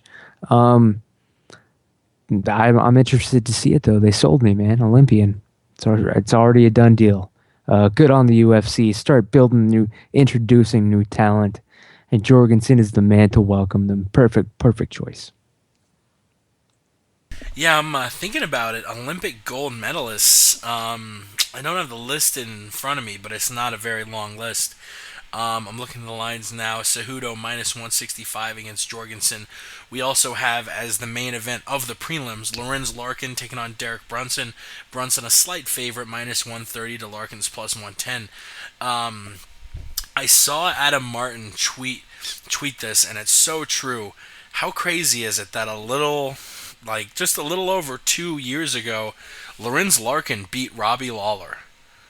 And now Larkin is staring a cut from the UFC straight in the face. If he loses this Saturday to Derek Brunson, he could very well be cut.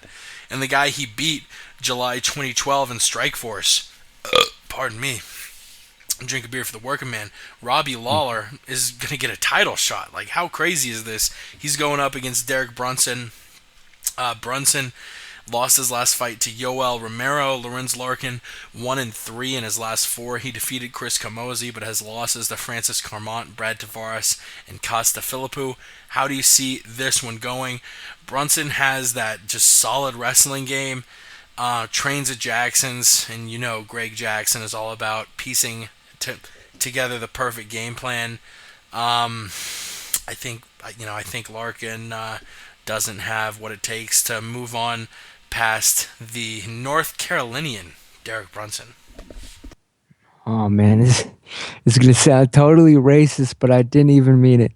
But honestly, Larkin and Brunson, I would not be able to tell the difference between them in a lineup.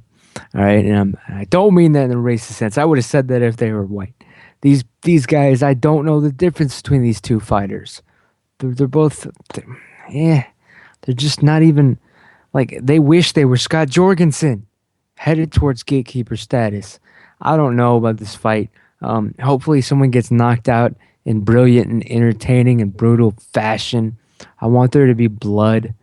I want one of these people to just be knocked unconscious in front of everyone watching on Fox Sports 1. And that's all I have to say about this fight because I can't even break it down.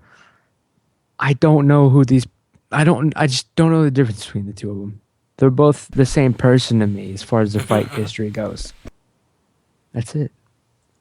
TJ Dillashaw and Renan Barão deserve a better card than this, to be totally honest. Like, I'm sure if the UFC could go back and change you shit just around. hit on it. Thank you, Jakes. I'm sorry. This fight, Larkin versus Brunson, would be like if you saw a fight between TJ Dillashaw and Colton Smith. It's the same fucking dude. I don't even know. That's the perfect analogy, the white analogy. Thank you, Jake. I'm sorry. Yeah, and what's really funny is you have two cards in UFC 177 and 178 that are like polar opposites. You have 177, which has a hell of a main event. Dillashaw Barão. Holy shit. You have the rematch between the biggest title fight upset in UFC history. TJ Dillashaw. He was like, what, plus 710? No one expected him to win. Not only did he win, he didn't go out there Sarah style and land a combo that beat the champ, but the champ's probably going to come back and take his belt back. Nah, dude. Dillashaw spent 5 rounds dominating the fuck out of him. He finished him in the 5th round, but if that fight would have gone to a decision, that could have been a 50-44 fight. I mean, Dillashaw probably had a 10-8 round in, just a complete domination. Renan Barão, like, is still in my mind a top 10 pound for pound guy. He just dominates people. This rematch is fucking insane, and the card under it is shit. And at UFC 178, you have a super stacked card. I mean, think of all the fights on UFC 178. You have Donald Cerrone versus Eddie Alvarez as the co-main. Dustin Poirier versus Conor McGregor. We all love a Conor fight. Tim Kennedy, the outspoken Tim Kennedy, has been on the show, taking on Yoel Romero, and the winner of that is up there with Luke Rockhold and Jacare as far as like being a win or two away from a title shot. You have Kat Zingano returning to fight Amanda Nunes. You have Dominic Cruz coming back to fight Takeya Mizugaki. James Krause against Jorge Masvidal in the stacked lightweight class. I mean, you have so many fun fights. Wonder Boy versus the Predator. Brian Ebersol, your boy, taking on John Howard. It's such a stacked card. And the main event is this joke of a fight between Mighty Mouse and Chris Carriasso. Chris Carriasso, who can barely hold his own in the flyweight ranks. He's gotten 2 tests in John Moraga and Jussier da Silva and failed both of them. And yeah, since then he is 3-0, but it's against 3 absolute no-name flyweights in Alarde Santos, Danny Martinez, and Luis Smolka. I don't even know how many of them are still fighting for the UFC. So Johnson Carriasso is a complete joke, which I hate that it's it is the main event of this absolute stacked card. And 177, you have these 2 guys on the top of the card who deserve so much more and should be getting a ton more buys, but the card under them fucking sucks. Yeah, man, this card is it's a gumbo tragedy if you've ever watched the movie Hard Target, man. I don't know what's going on anymore.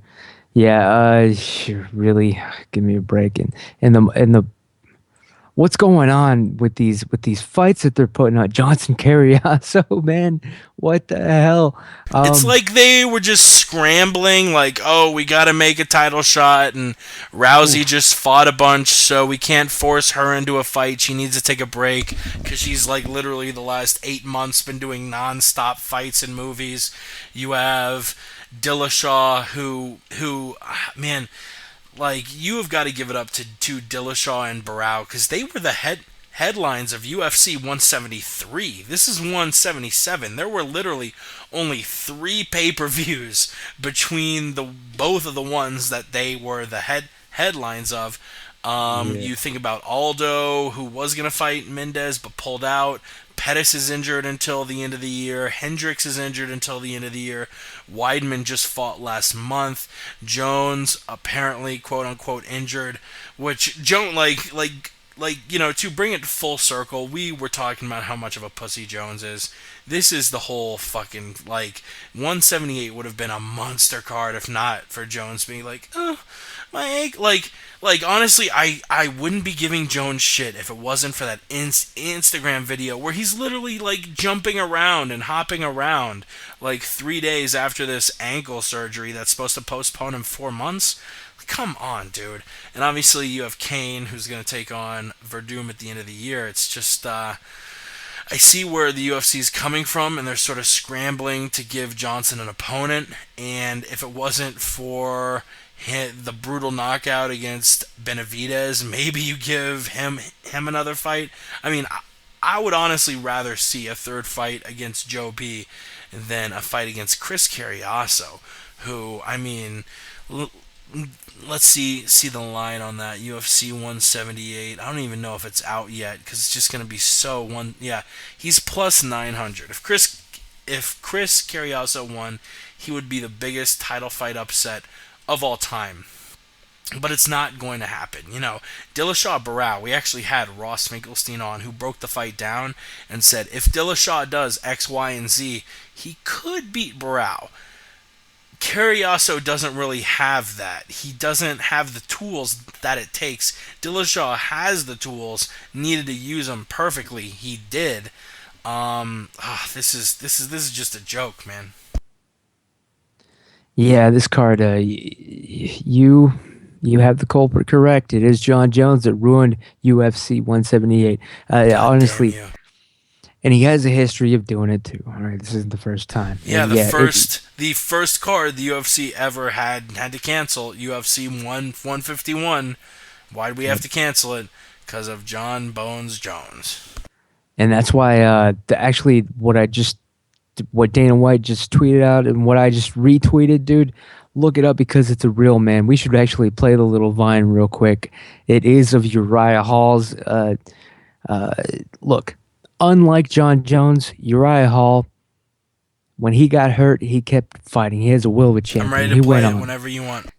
Yeah, Uriah Hall is the real deal. This is the heart of a champion. This is the will of a champion. Taking the pain, saving it for later. John Jones, he's afraid of the pain. He's afraid of the hurt. If he's injured, he's going to make up excuses. He's going to lie to you people. He ain't going to show up. All right, Uriah Hall shows up, and he keeps fighting, even when his fucking foot was splitting apart, bones sticking out. He was wobbling around, going off of pure heart alone. And Dana White tweeted out a Vine video just now of Uriah Hall immediately after the fight being checked out by a doctor. And it is horrific. Whenever you're ready, Jake. Yeah. Yep. Legendary. Close your eyes. Relax.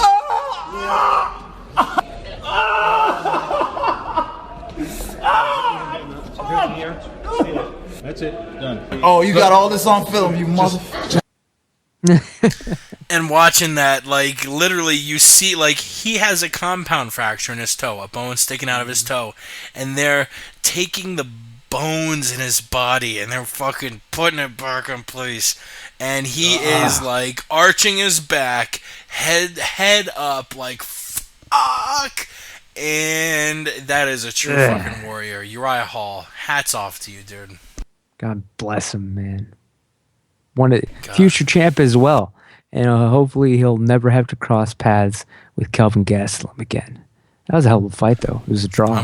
I'm calling it now. Future UFC middleweight champion, Uriah Hall. Future welterweight champion in the UFC, Kelvin Gastelum. Future UFC bantamweight champion, Aljamain Sterling. We will move on. UFC 177. Let's break down the main card.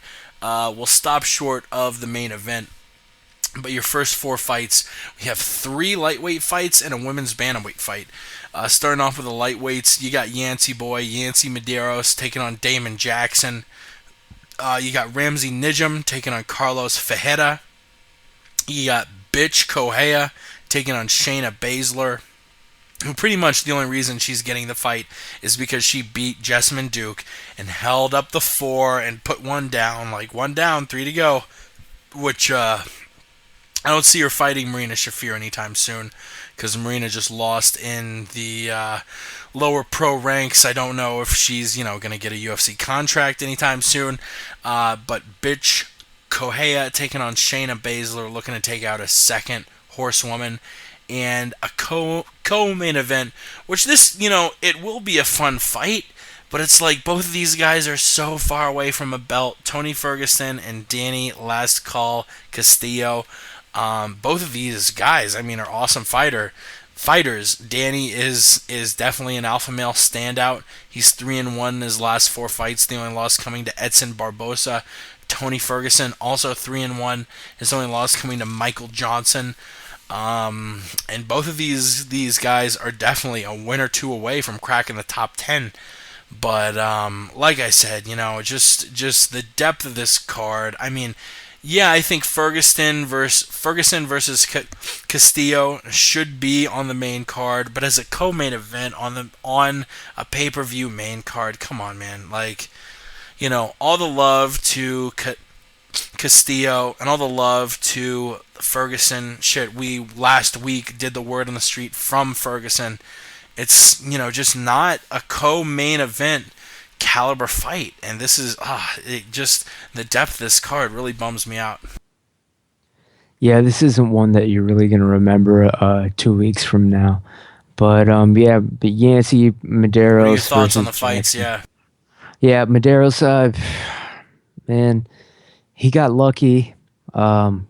Clipped my Thug Jitsu master Eve Edwards, so I can't really ever have his back. But the fact that he got popped and that fight was overturned because he was smoking weed, scored him a little points. It's a very even fight in Vegas. Both guys are minus 110. It's as even as it gets. Yeah, I'll go for Jackson just because Eve Edwards. He needs a little bit of a little revenge here. But Damon Jackson. Sure cool. Damon Jackson sounds like the name of like a black action star. Like this summer, Jamie Foxx, Damon Jackson. Shit's about to get real. Ramses, did you forget about my movie announcing voice? Not bad. You still got it, man. And yeah, you're probably thinking in the back of your mind the movie Action Jackson, starring Carl Weathers. It was a great 80s action movie. This summer, Damon Wayans and Marlon Wayans are white chicks too. We definitely gotta, that's got it on, man. We gotta pump up the bass, and that shit'll be I'm off the high chain. as hell. Off the chain, man. But yeah, Ramsey Nijem versus Ferreira, whatever the fuck. I'll go with Ramsey just because his name's similar to mine. Ramsey's an underdog. Correia, well, he's going to win this fight now. I just said so. Betch Correia versus Shayna Baszler. Man, I got to go with... Damn. If you want the line, bitch Correia is minus 140 and Shayna Baszler is plus 120. Out of respect, I'll just label this a no bet, too close to call. And then Ferguson Castillo, this should have been a fight past prelim. Nobody cares. Ferguson a big favorite. Yeah, Castillo, did you see him on Embedded, man? He's all paranoid about being gluten-free. Yeah, well, exactly. When he's all paranoid about being gluten-free, no bread, and then he's obviously, in my opinion, injecting himself visibly with some sort of substance if you look at him. So what's going on with that, Castillo? And that's all I have to say. Yeah, as far as the main card, I have Yancey Boy winning. He is in a tough weight class at 155, but he's got an impressive toolbox. Ramsey Nijem, I like him, but I don't know if he's able to get over Carlos Ferreira. Bitch Correia taking on Shayna Baszler. Man, I think Bitch is rightfully the favorite, but I actually see Shayna Baszler, that fire lit under her ass. Ronda Rousey has been there for her since she lost that fight in the Tough House, and everyone was crying and shit, and she's gonna have that spark lit under her ass. and we are going to see the Queen of Spades, or whatever the fuck her nickname is, win against Bitch Correia. Danny Castillo against Tony Ferguson. I like Danny a lot. I think, his spot as one of the top 5 alpha male guys, he, I guess, showed up on that poster, the Fab Five, and it showed Dillashaw, Faber, Mendez, Benavidez, and Danny, all wearing Kings jerseys or something. I'm not counting him out of this one, but Ferguson, just, he is an expert. Like, whether it's grappling, he's got a solid striking game. The guy is I believe, a 10th Planet student, and I've learned to never bet against a 10th Planet student, so it's hard to bet against Ferguson here. Any thoughts on any of those prelim fights before we get to the rematch, Barao versus Dillashaw? I'm so pumped for this one, dude. I broke them all down if you had paid attention, Jake from the MMA podcast.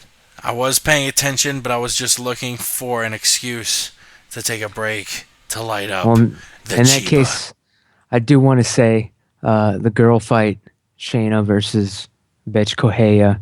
I like a good grudge match.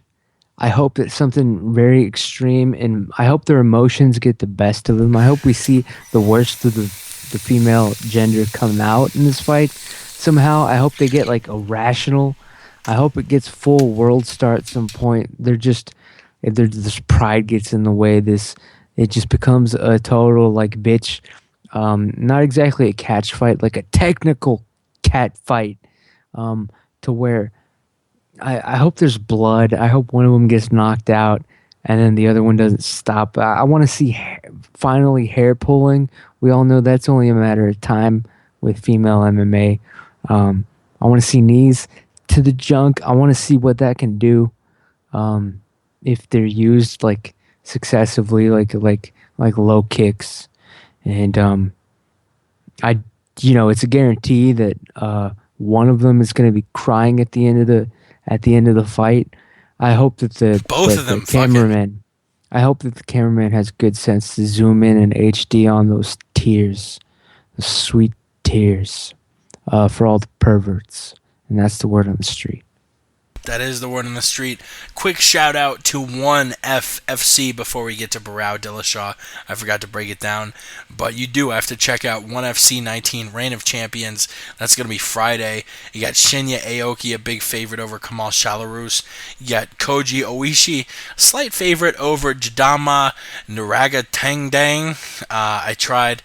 And Ben Askren, talk about a favorite. He's minus 1,500 against Nobutasu Suzuki. And I'm telling you that minus 1,500 is worth every damn penny. Ben Askren, we've had him on. Like, dude is an absolute killer. The guy could compete with the top UFC welterweights. He's in 1FC, just crushing everybody. Ben Askren, if you are listening, mass respect. Goddamn, you are killing it. What, like, actually, my mind just took a full 360 because I do want to break down Barao Dillashaw, but I've got to mention this. Was the UFC trolling or what? Because they tweeted at a bunch of celebrities like, oh, UFC 177, the rematch, Dillashaw Barao, what do you think is going to happen? Not only did they tweet at a lot of celebrities, they tweeted at King Mo, who's in Bellator. They tweeted at Ben Askren. They're tweeting at Ben Askren, asking what he thinks about UFC 177 when the UFC refused to sign Ben Askren because he was too boring. I actually tweeted out, is this a giant troll job? And my boy Josh Sanchez tweeted back, yeah, I think John Jones is running the UFC's account tonight, which Ben Askren actually favorited. What the fuck was up with this, man? That seemed really bizarre. The UFC tweeting King Mo and Ben Askren hey, give us your thoughts about UFC 177. What do you think? Well, it's obvious one of two things happened here. Either the UFC social media team was just trying out some new things, shaking things up, having a couple cocktails, bouncing ideas around, the old creative room there in the office there at Zuffa headquarters. They're a good group of people. You know, they do what they're told, and sometimes they call an audible. This seems like one of them.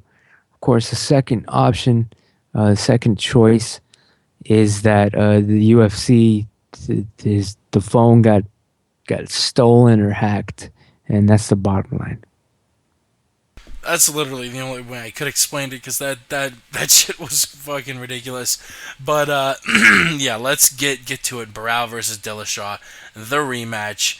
And of course, we got to do a stat of the day with it. Let's play the music. Shout out to the Dan Patrick Show, Jamie Josta, Patrick Seaton O'Connor. It's the stat of the day.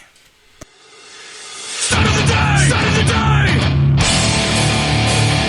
Stat of the day! Stat of the day! Here comes the stat of the day! TJ Dillashaw landed 140 significant strikes in the first fight against Renan Barao, the fourth most ever in a UFC title fight, and a career high for the newly crowned bantamweight king. Stat of the day! Stat of the day! Stat of the day! Stat of the day! Here comes the stat of the day! That's 140 significant strikes Dillashaw landed on Barao. Dillashaw's previous high of 117 came in a 3-round victory against Mike Easton in January. Meanwhile, Barao landed only 64 strikes in the fight, less than half to Dillashaw's 140. Shout out to Sherdog. They honestly do really good previews after the events. They'll do a by the numbers topic, which I actually pulled that from By the Numbers UFC 173 by Tristan Critchfield. We've had what's his name, TJ DeSantis on Sherdog. You might want to stay away from the forum, but some good people and some good articles coming out of there. And Sherdog Radio, honestly, like, one of the first things I go after, other than the press conference after a fight, is the beatdown after the bell. So big ups over to Sherdog.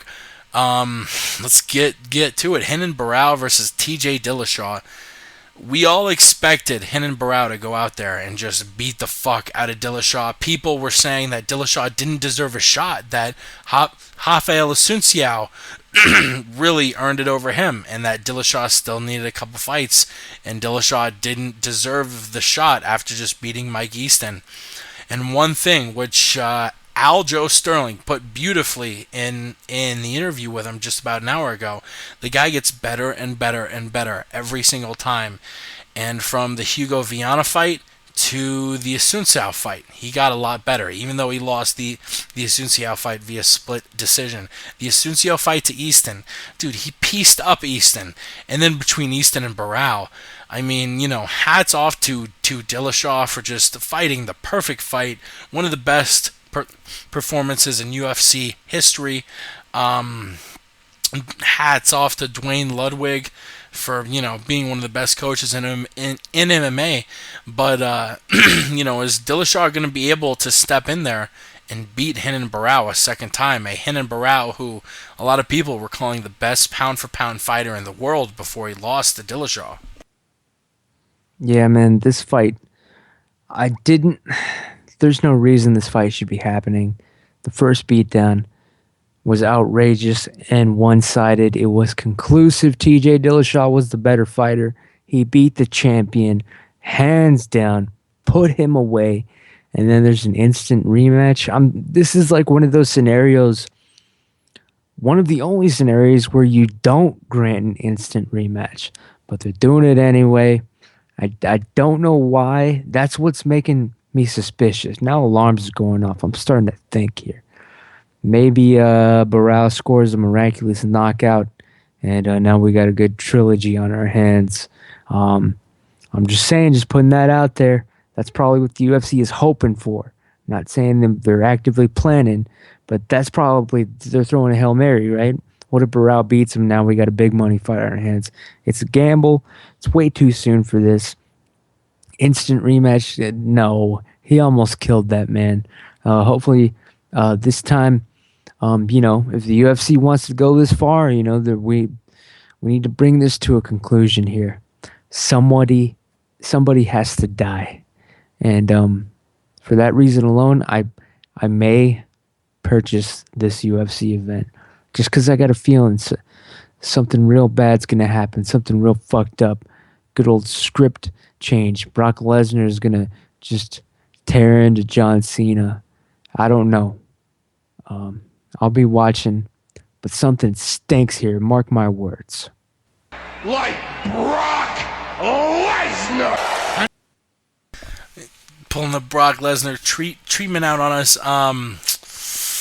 Man, this is tough. I have been a proponent of Renan Barão for a long time. I mean, since he had a UFC fight, I was saying this is a top 10 pound-for-pound guy. This is a dangerous guy. But the way Dillashaw went out and kicked his ass,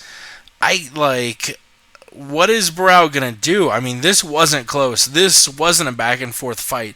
This was a one-sided beatdown, and TJ Dillashaw was throwing the hammer.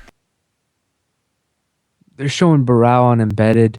He's crawling upstairs backwards. Yeah, he's training on in the favela, just crawling backwards on his hands and feet upstairs. It's you're watching that and you're like, oh, it's badass. He's training like he was some sort of Brazilian Rocky Balboa. But then the real part of you, the realistic, logical motherfucker is like, wait, how's crawling backwards up the stairs going to help him beat the shit out of TJ Dillashaw? It ain't. It's all over. This man, it's going to be embarrassing unless, like I said, they have some sort of a scripted George McFly style punch on Biff from Back to the Future Part 1. Really? So you think dude's got no chance? He's a dead man unless they've scripted otherwise. Word on the street. Word on the street. We will end it there. Personally, I think Dillashaw, the guy owned the first fight so fucking hard. Yeah, I got Dillashaw all the way. And once again, a shout out to our boy, Mystery Deja, MYSTERYDEJA. This is the Stand For Something MMA remix that we're playing it out with tonight. Go ahead and follow him. We'll fucking wrap up the 101st The MMA Podcast. As always, follow us on Twitter at The MMA Podcast. Visit TheMMAPodcast.com. We got tabs at the top for the iTunes, the YouTube. We keep it pretty. We upload it straight to iTunes a half an hour after we're done. We get it up to YouTube that same night. Check out the Aljamain Sterling interview if you're tuning in late. We love the shit out of you, Ramses. Give us a shout out. If you're tired of the same old MMA media coverage of bullshit, I give you the word on the street. All right, what people are actually talking about. And I'm breaking news almost on the level of Mr. Front Row Brian. And that's why you follow me, the Aunt Jimmy Show on Twitter. It is I am the word on the street. That's right, follow the word on the street. Follow the Jew, who for some reason, our boy Ross Finkelstein, E before the L, just tweeted out SMH. He's shaking his head at something, but go ahead and follow him. Ross Finkelstein. Follow the Truth, YAO_the Truth. And honestly, just a shout out to all the positive energy we've gotten. Just beautiful people, the internet and YouTube especially can really be sort of a harbor for horrible comments and horrible things. I don't know how we've done it, but it's been a very positive experience. Like I said at the end of the last episode, number 100, the last couple years have been a pleasure. Can't wait for the next couple years. It is an honor to bring y'all MMA, and we'll see you next week. We gone. Doing splits on my dick, Van Dam. Fuck getting attached, I got the wind at my back. I'm flying my flag at half mast for all my boys that have passed in the past. You stab me in the back, kiss my ass. Everything I know goes in a notepad. Every single flow I wrote so cash. AB, as soon as she sees the D, she immediately starts to F, cause I'm keeping it G. So when I say the force is taking form, it's a major storm. Who am I chasing born? Shooting at these pussies like I'm making porn. In a college dorm, but my heart is torn. I made a decision to scissor kick 'em. A wicked rhythm was built to diss the system. Switch divisions, I'm too consistent. Too bad you're missing what I'm giving. 2020 vision, history, and I will never fully understand. This is part of my plan to become a man. Counting grands with my tattooed hands and chicks doing splits on my dick. Bantam, and I will never fully understand. This is part of my plan to become a man. Counting grands with my tattooed hands and chicks doing splits on my dick. Bantam. Live or die, asshole, your choice.